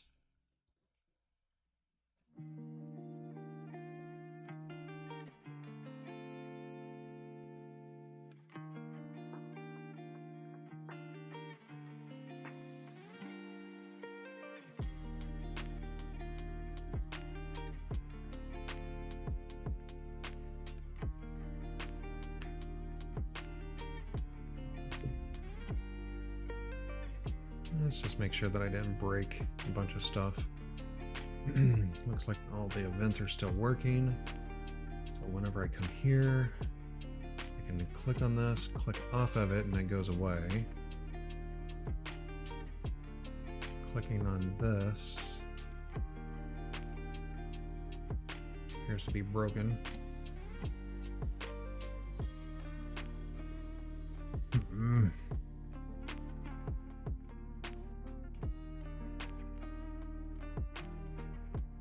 Why is that broken?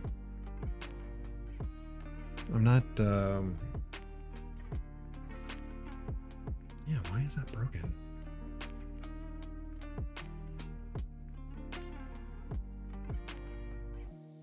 Oh, wait. For some reason, it's going way up there. Why is it going way up there? And its Z index isn't high enough, maybe?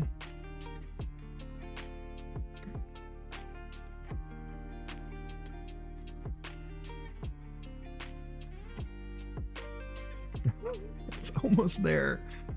I mean, there it's that.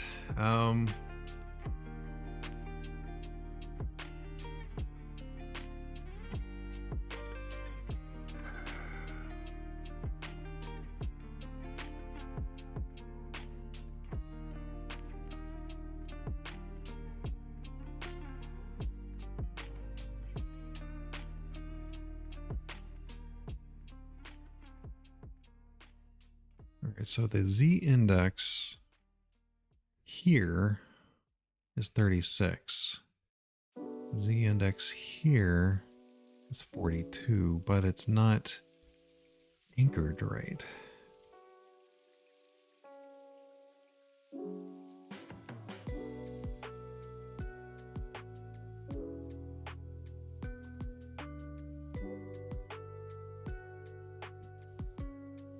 What if instead of removing it, we just set to false?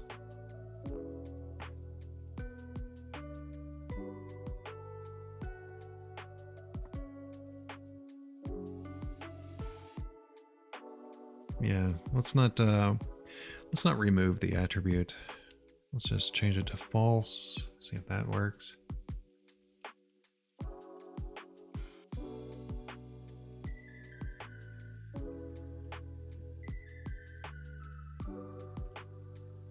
Apparently it doesn't care that it's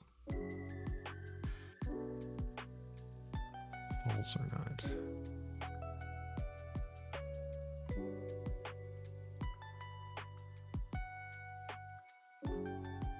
You know, I'm also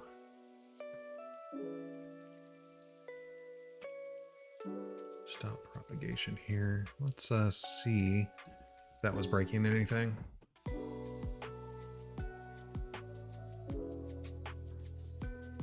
And that was on the color picker directly. I was doing a stop propagation.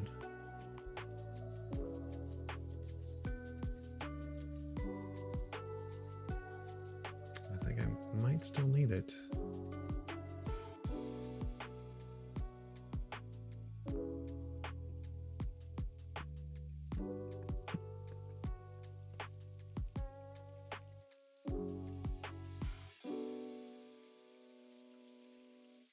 I don't know why that's doing that.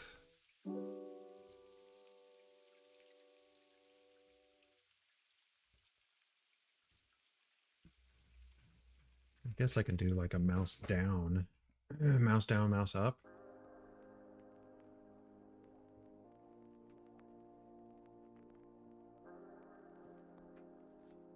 So instead of that, what if we did...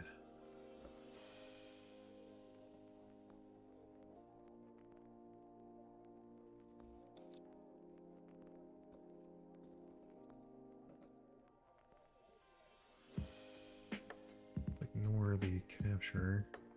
So on mouse down. Let's do that. Let's not remove it or change it back. Let's see if false is just ignored. Maybe it's just checking the existence of the attribute. Yeah, it looks like it's just checking the existence of the attribute. Because it's false. But then it disappears. So it does look like we need to remove that attribute.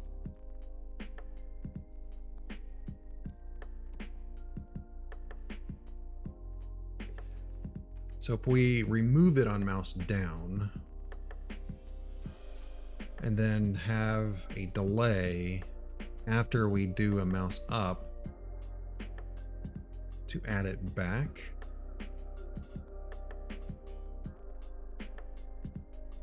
that might be fine. See, now it's removed completely, so it's not going to go away. All right. So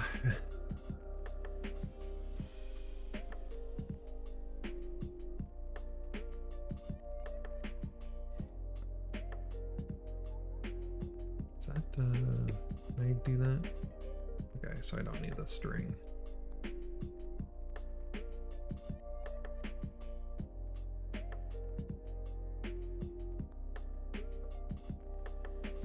But this one we wanted to do in a timeout.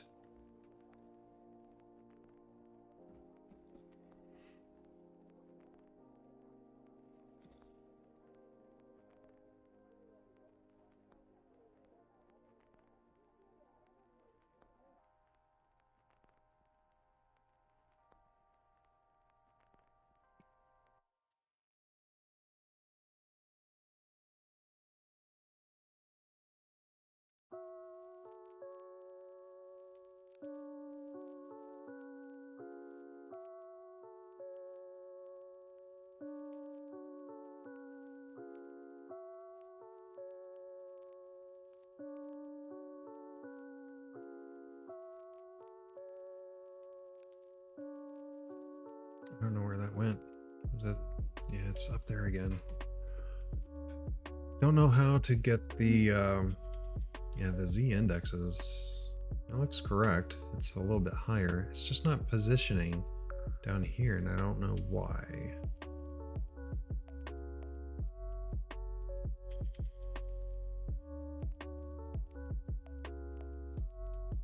For some reason, it's getting shoved up here. It's not getting a top or a left. So whenever I do this, this is getting a top and a left.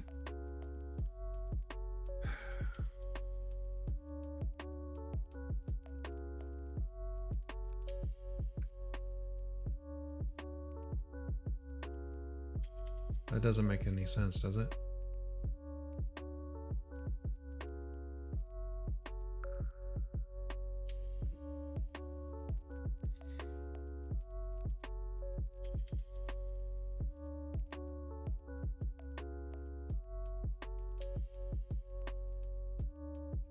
It's almost like the target's not getting set for some reason.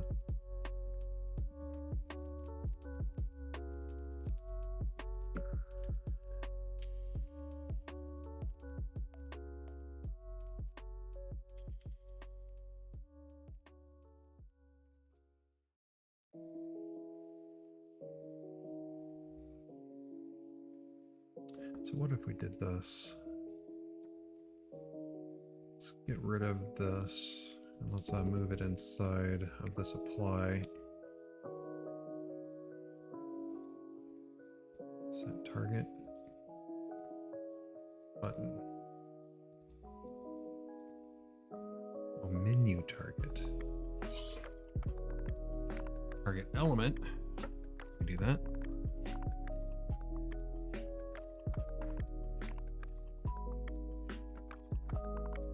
So let's explicitly set the target element.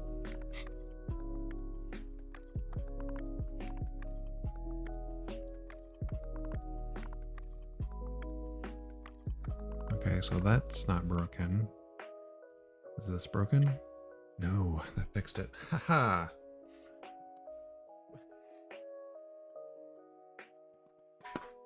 But now we have the issue of selecting this, and because we added, so we need to kind of know while this menu is open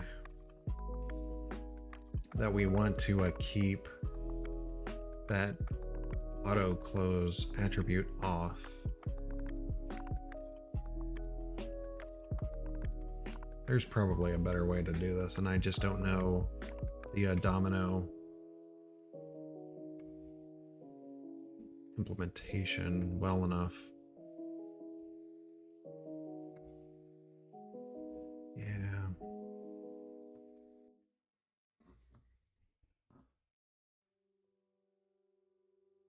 And because this is removing the element first, it's hard for me to stop it without just changing the selector. Yeah, I think that's what it was doing. So if I look up the pop-ups closer, here's the close. The selector, I think it's just looking at the attribute name. It's ignoring the value. So it doesn't matter that it says true.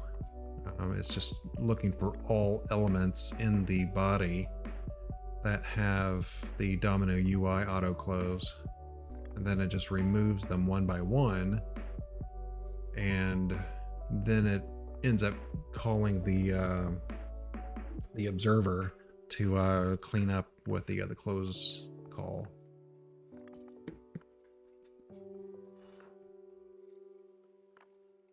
Well, that stinks.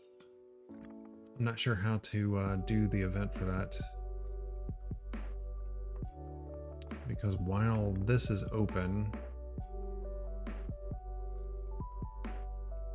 I also want this to not have the attribute to auto close, because I don't want it to auto close while this menu is open.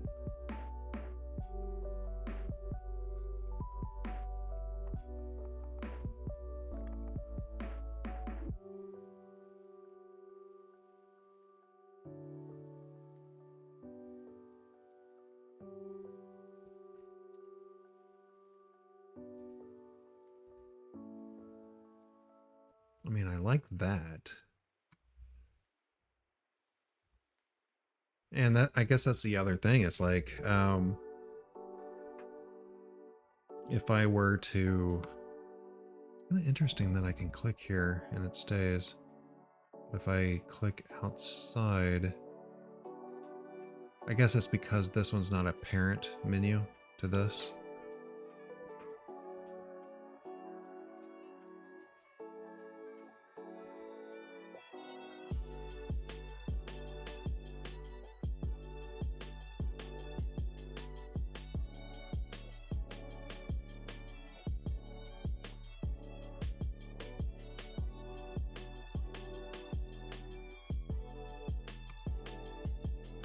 Maybe I can change this menu to not call the pop-ups closer. So whenever this is closed, what if I just am able to close this without doing the pop-ups closer?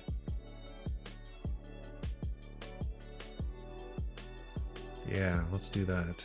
Well, let's investigate that. So pop-ups closer, let's put a breakpoint here. Whenever I click on this, why is that getting called? Who is calling that? So on item selected.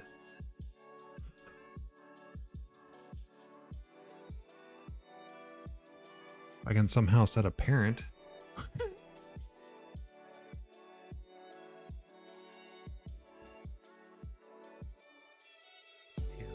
What is that? What would that look like?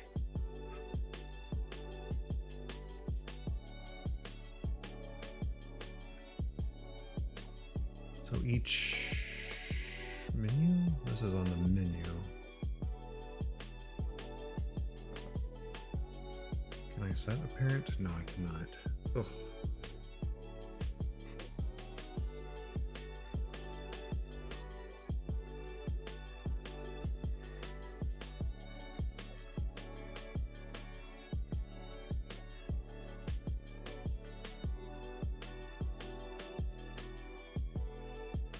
And this is called from the menu item.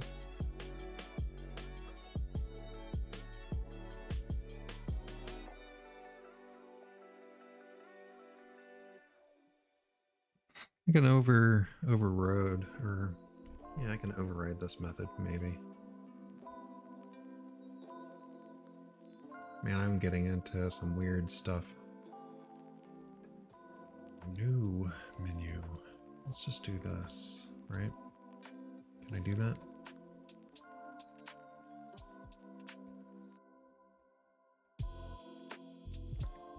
Let's make it an anonymous one. And then on item selected, no op.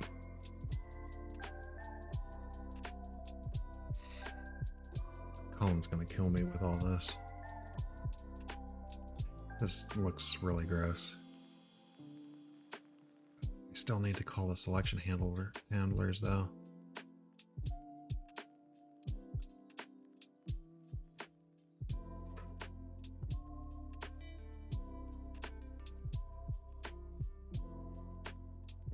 How is the parent set?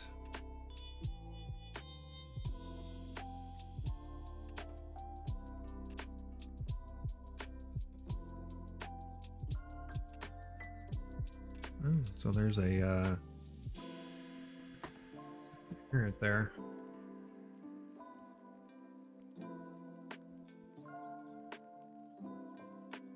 But it has to be an abstract menu. What are the subclasses? That's basically it. Menu.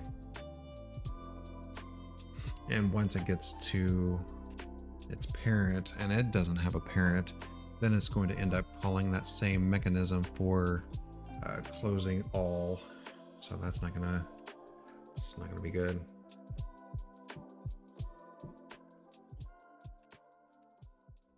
Okay, so let's change this back.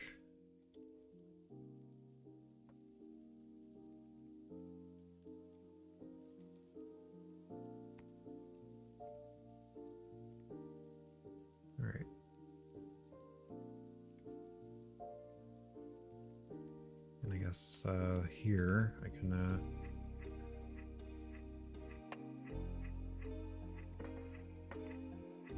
put that back.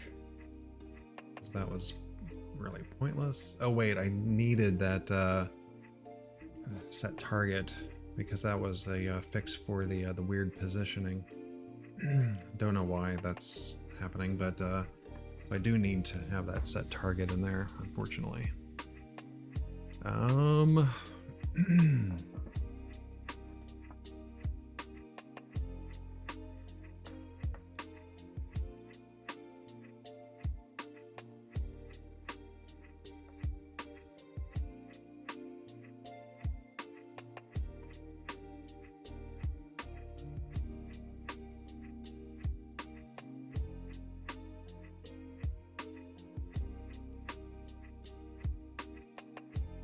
Yeah, let's do that.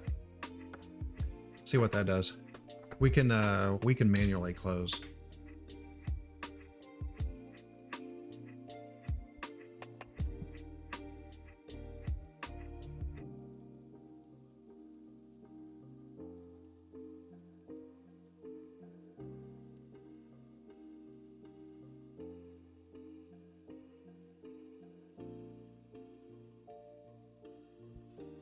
I was going to sneeze, but I couldn't.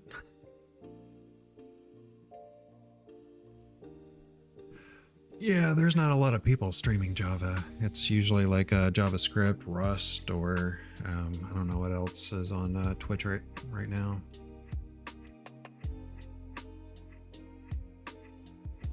Let's disable all of these breakpoints for now. I open this up. Yeah, I broke everything.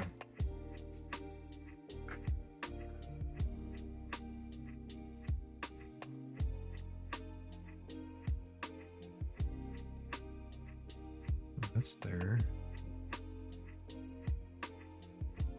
How did that break before? Well, it's working now. All right, so then hex. All right, so what we can do in the selection handler, why don't we just do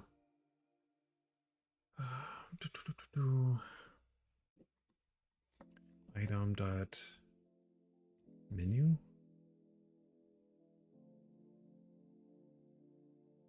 Yeah, I mean, technically this is Java, but it is transpiling to JavaScript. So it's hard to say. Oh, there's get parent, so then I can close. So from the item, I can close. So let's refresh that and let's see what that does.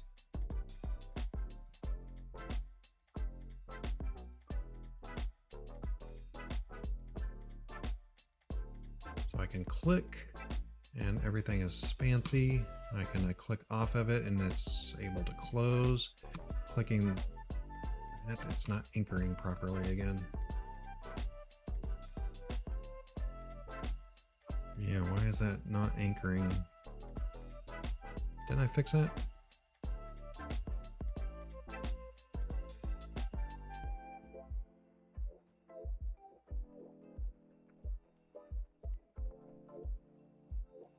I swear I fixed that.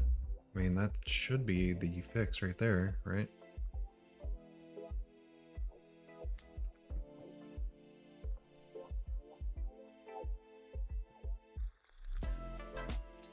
So what's the badge that you have there?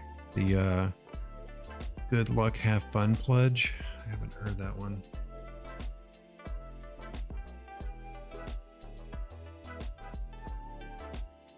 That time worked.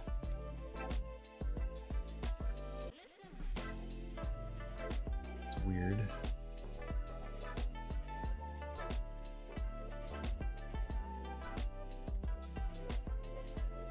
I wonder if it's because clicking there first? No. Okay, I don't know why this menu is having some weird time.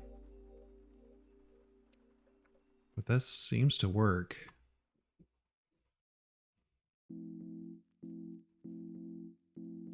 Basically how I was expecting it. Yeah, that'll work for me. I mean, that seems... As long as this menu actually gets put into the appropriate place, I don't know why it keeps jumping up to the top left.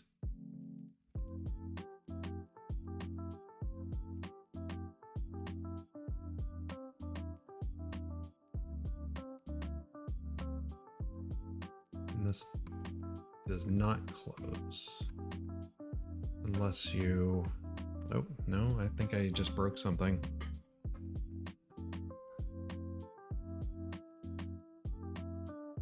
Probably ended up in a recursive loop. Not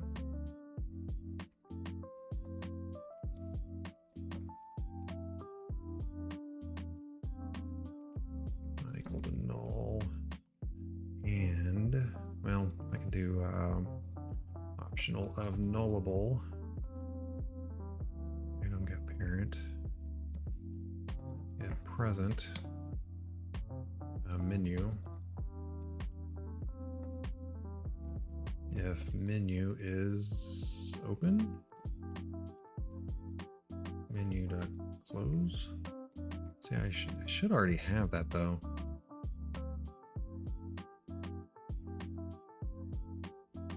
Because in the close, yeah, it checks to see if it's opened.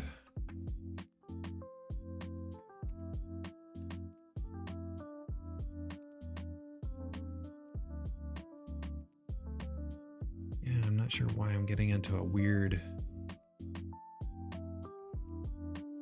pause there. Yeah, see, now it's not interactable. So something is, I'm going to have to performance monitor that.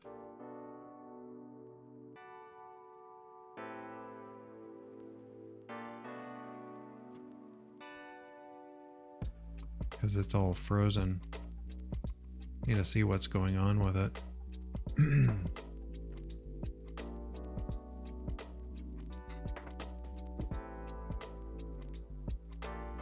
it's like hard locked up.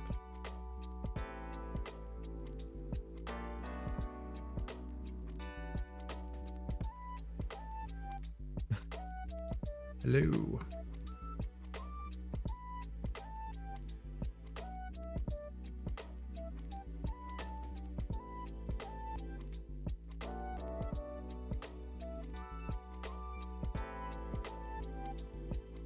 Yeah, even if I do the performance monitor, it's probably going to get a memory because I can't even refresh while it's in this weird loop. So what if I come over here and hit pause? Can I do that? Okay. Basically having to pause the main thread, so I'm assuming that there's something in there that let me pause on uncut.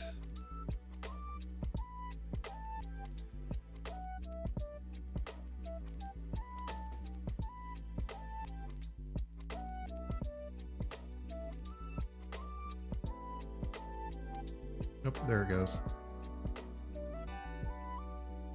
Let me pause that. See what the stack trace looks like.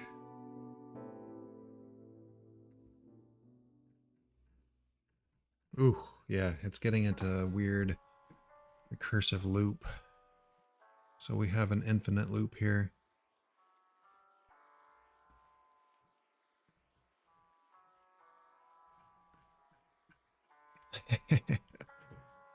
It was all triggered by mouse down.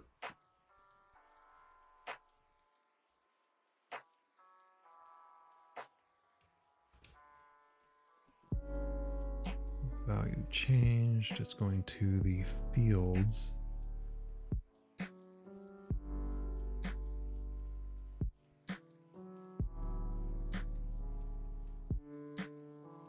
But it's getting into the on-fields changed. But that should be, I thought I was suppressing the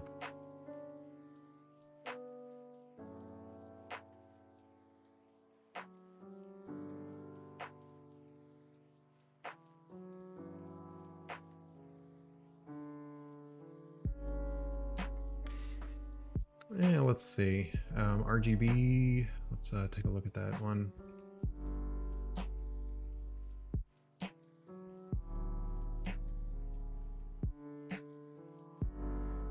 What method was this? Update internal.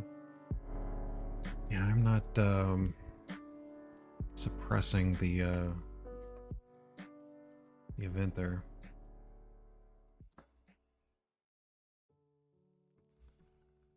Maybe I should.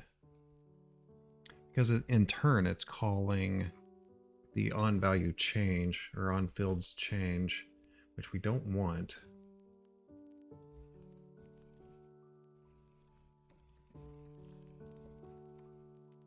So let's make these silent.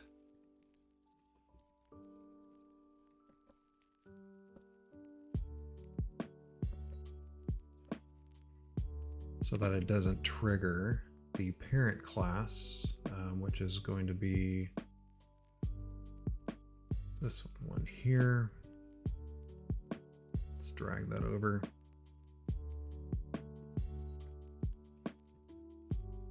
On field change.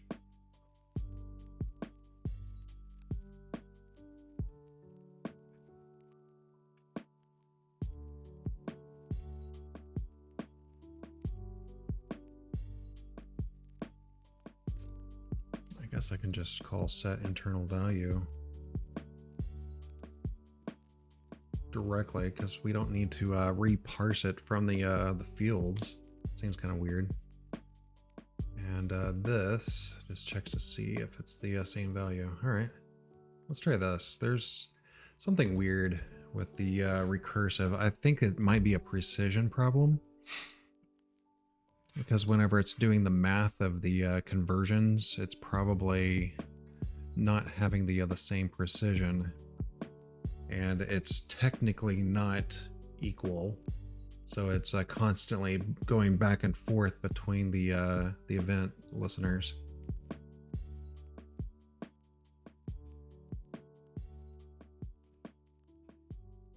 Nope, still happening. Man. So this is RGB, so I should probably do that on all of them, right?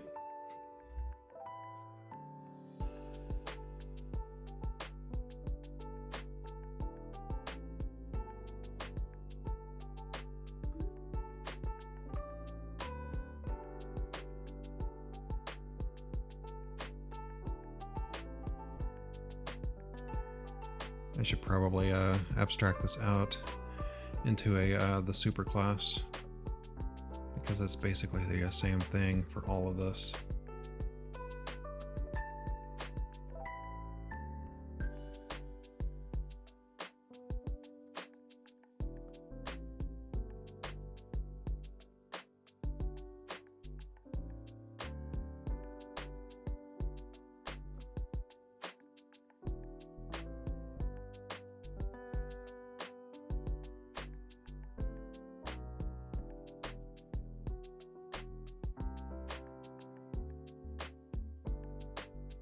I'm assuming that somewhere in there, because it's asynchronous, something's getting a Stack Overflow. I probably should have looked at my console to see if it was actually printing out.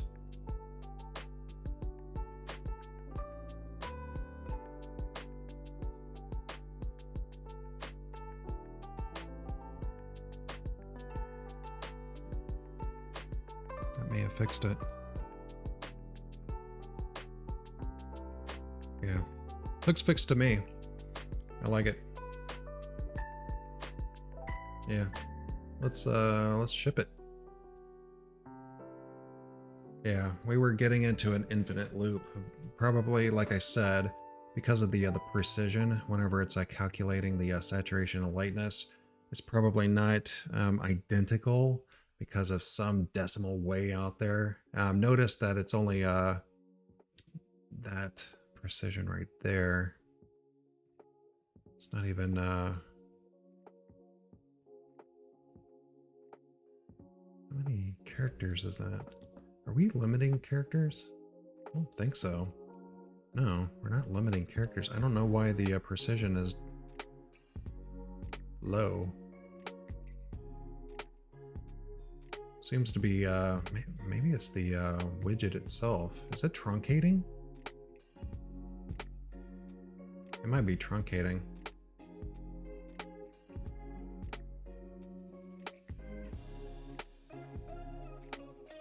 I don't know why. Something's truncating it. But that's fine. Maybe that's where the other problem came in. But yeah, that actually works pretty well. Of course, every time you change this, it's getting the value change event. What we could do, we could have some sort of reset maybe on the color picker button, or maybe if you hit escape, it'll reset. Oh yeah, escape doesn't even work. Does it work normally? Yeah, it does. Just another place that I need to fix. Yeah, I'm not sure why escape doesn't work, because it does have the auto close. Yeah, auto closable right there. True.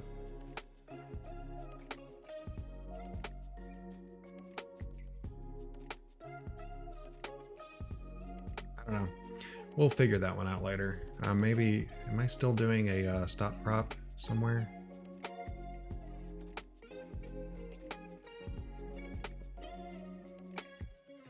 Nope, I commented that out. Am I doing it here anywhere? Nope. All right, don't need this stuff anymore. So let's clean up our mess a little bit before calling the stream for the day. Don't need that anymore. That's not being called.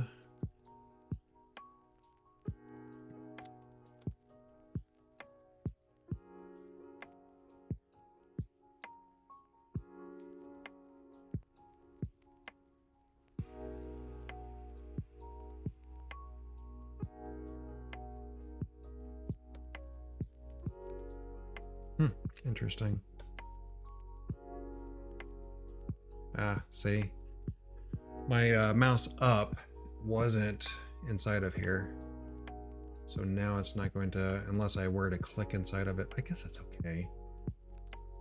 Because the this menu has to receive the mouse up to get this auto closable to be re-added. But if I mouse over here and do the mouse up over here, this accepted the mouse up event because the draggable listens on the document, but this one didn't receive that event.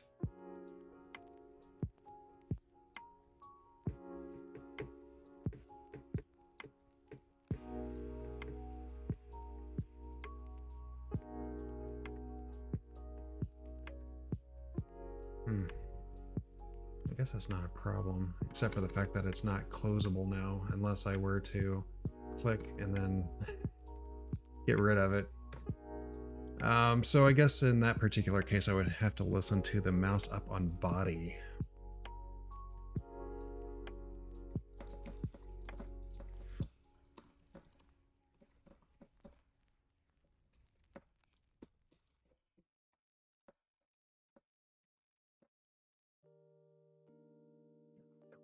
Adding things to the body.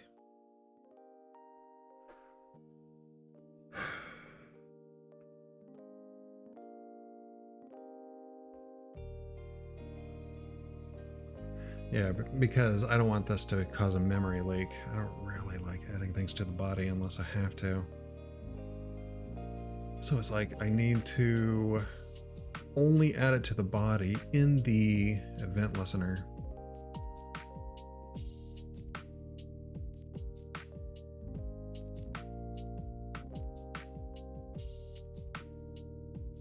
Or document, you know what I meant.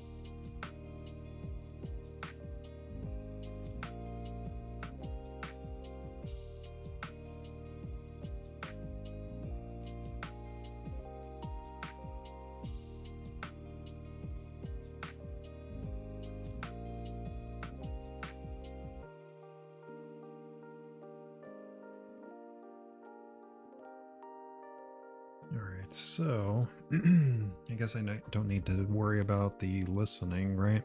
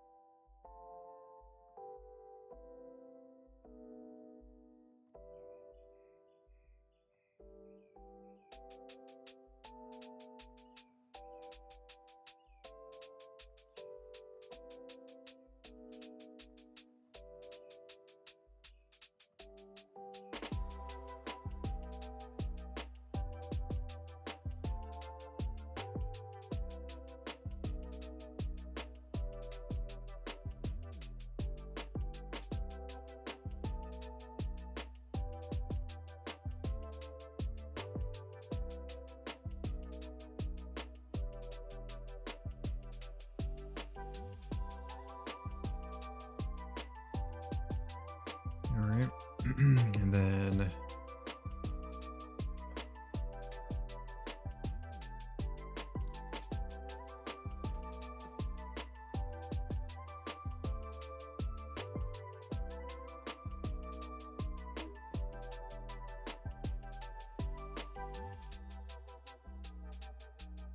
that'll remove global. All right, so the way this is working, so whenever I instantiate the color picker menu, I'm adding a mouse down to the menu itself. So then anything that's inside the menu, it'll receive a capture or a bubbled event for the other mouse down, right? And then as soon as I do that, I remove the auto closable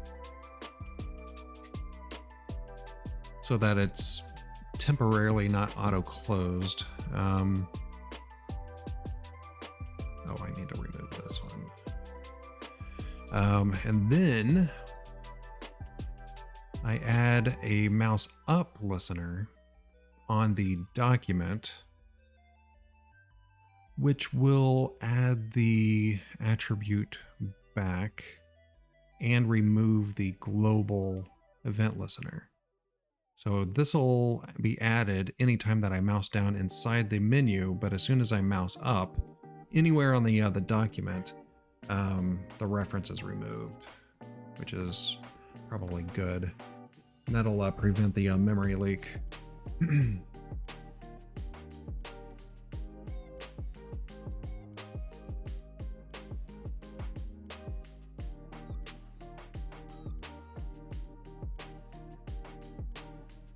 So now whenever I mouse up over here, it will add that closable back. And that's exactly what I was wanting. Although I don't know where that menu is. It's doing that thing again. I wonder if there's like some weird CSS issue. Yeah, there it is. I don't know why it does that. Whenever I just do a normal refresh, it seems to get bizarre.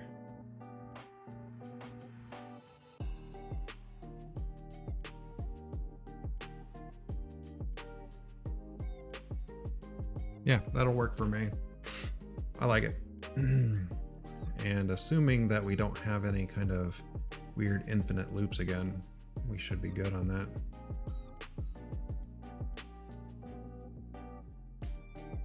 All right, cool. So today we accomplished a lot. I know that we started out by implementing some of these extra forms, being able to create the HSL, HSV. We already had the hex and the RGB, but I also fixed some of this with the alpha not getting converted into the hex value. But now that it's there, we should be good. And the nice thing is the color picker itself, I'm no longer doing this from the perspective of RGB. I am doing it based on color. So this is now a leaf value editor of color. And so it'll handle setting a HSV, RGB, HSL, and it doesn't really matter. It'll be able to edit it. It's most likely going to come out as a different type. I think it's going to be based upon whatever type that you have here. I'm not sure. I'm going to have to double check that. But every single color has the ability to convert into like either hex or HSV or HSL. So you don't have to worry about that. You can just get the color back that you get here. So like for this color picker button in here, the change handler is calling set value, which is coming in as a color. So I could technically console log this value. Let's see what kind of instance is coming back.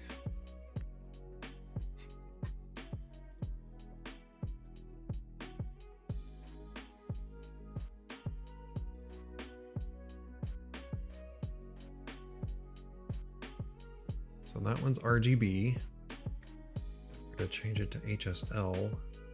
And it's still coming back as RGB.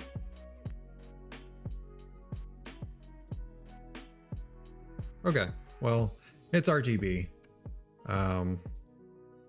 But if you were to push value in, I'm pretty sure it'll get converted into an RGB. Because I have to have some sort of entry point to know what values are actually in here. Where's that? Set value. Value.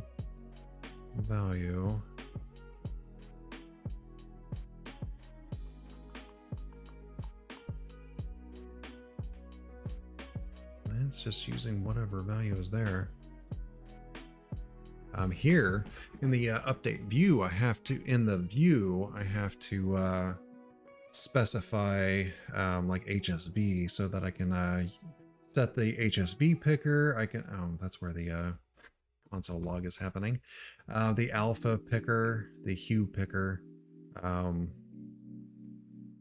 Here for the swatch color, I'm just using hex string.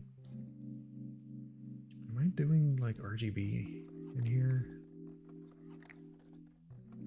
Yeah, looks like a fire value change. If the value were to change, I'm resetting it as RGB. So it'll always come back as RGB, even if you set in an HSV, which is probably okay.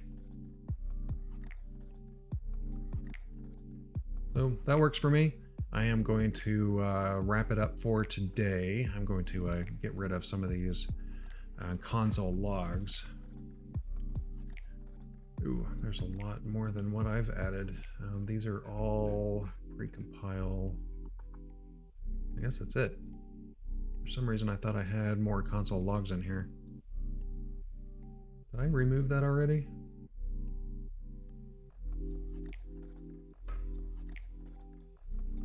Well, I can get rid of that.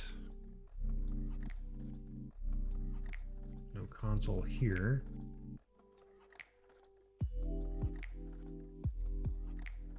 Okay, I guess I did remove it.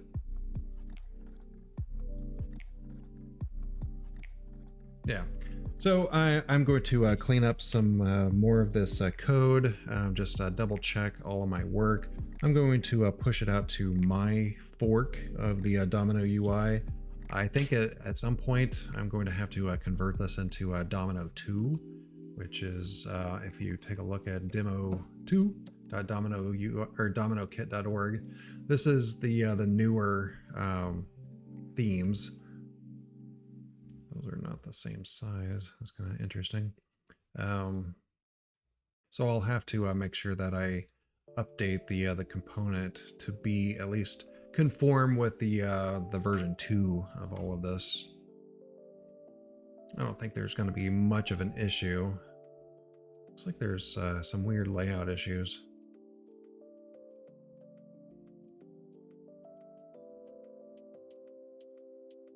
Yeah, I don't know what's going on over here. Probably need to update the demo a little bit to handle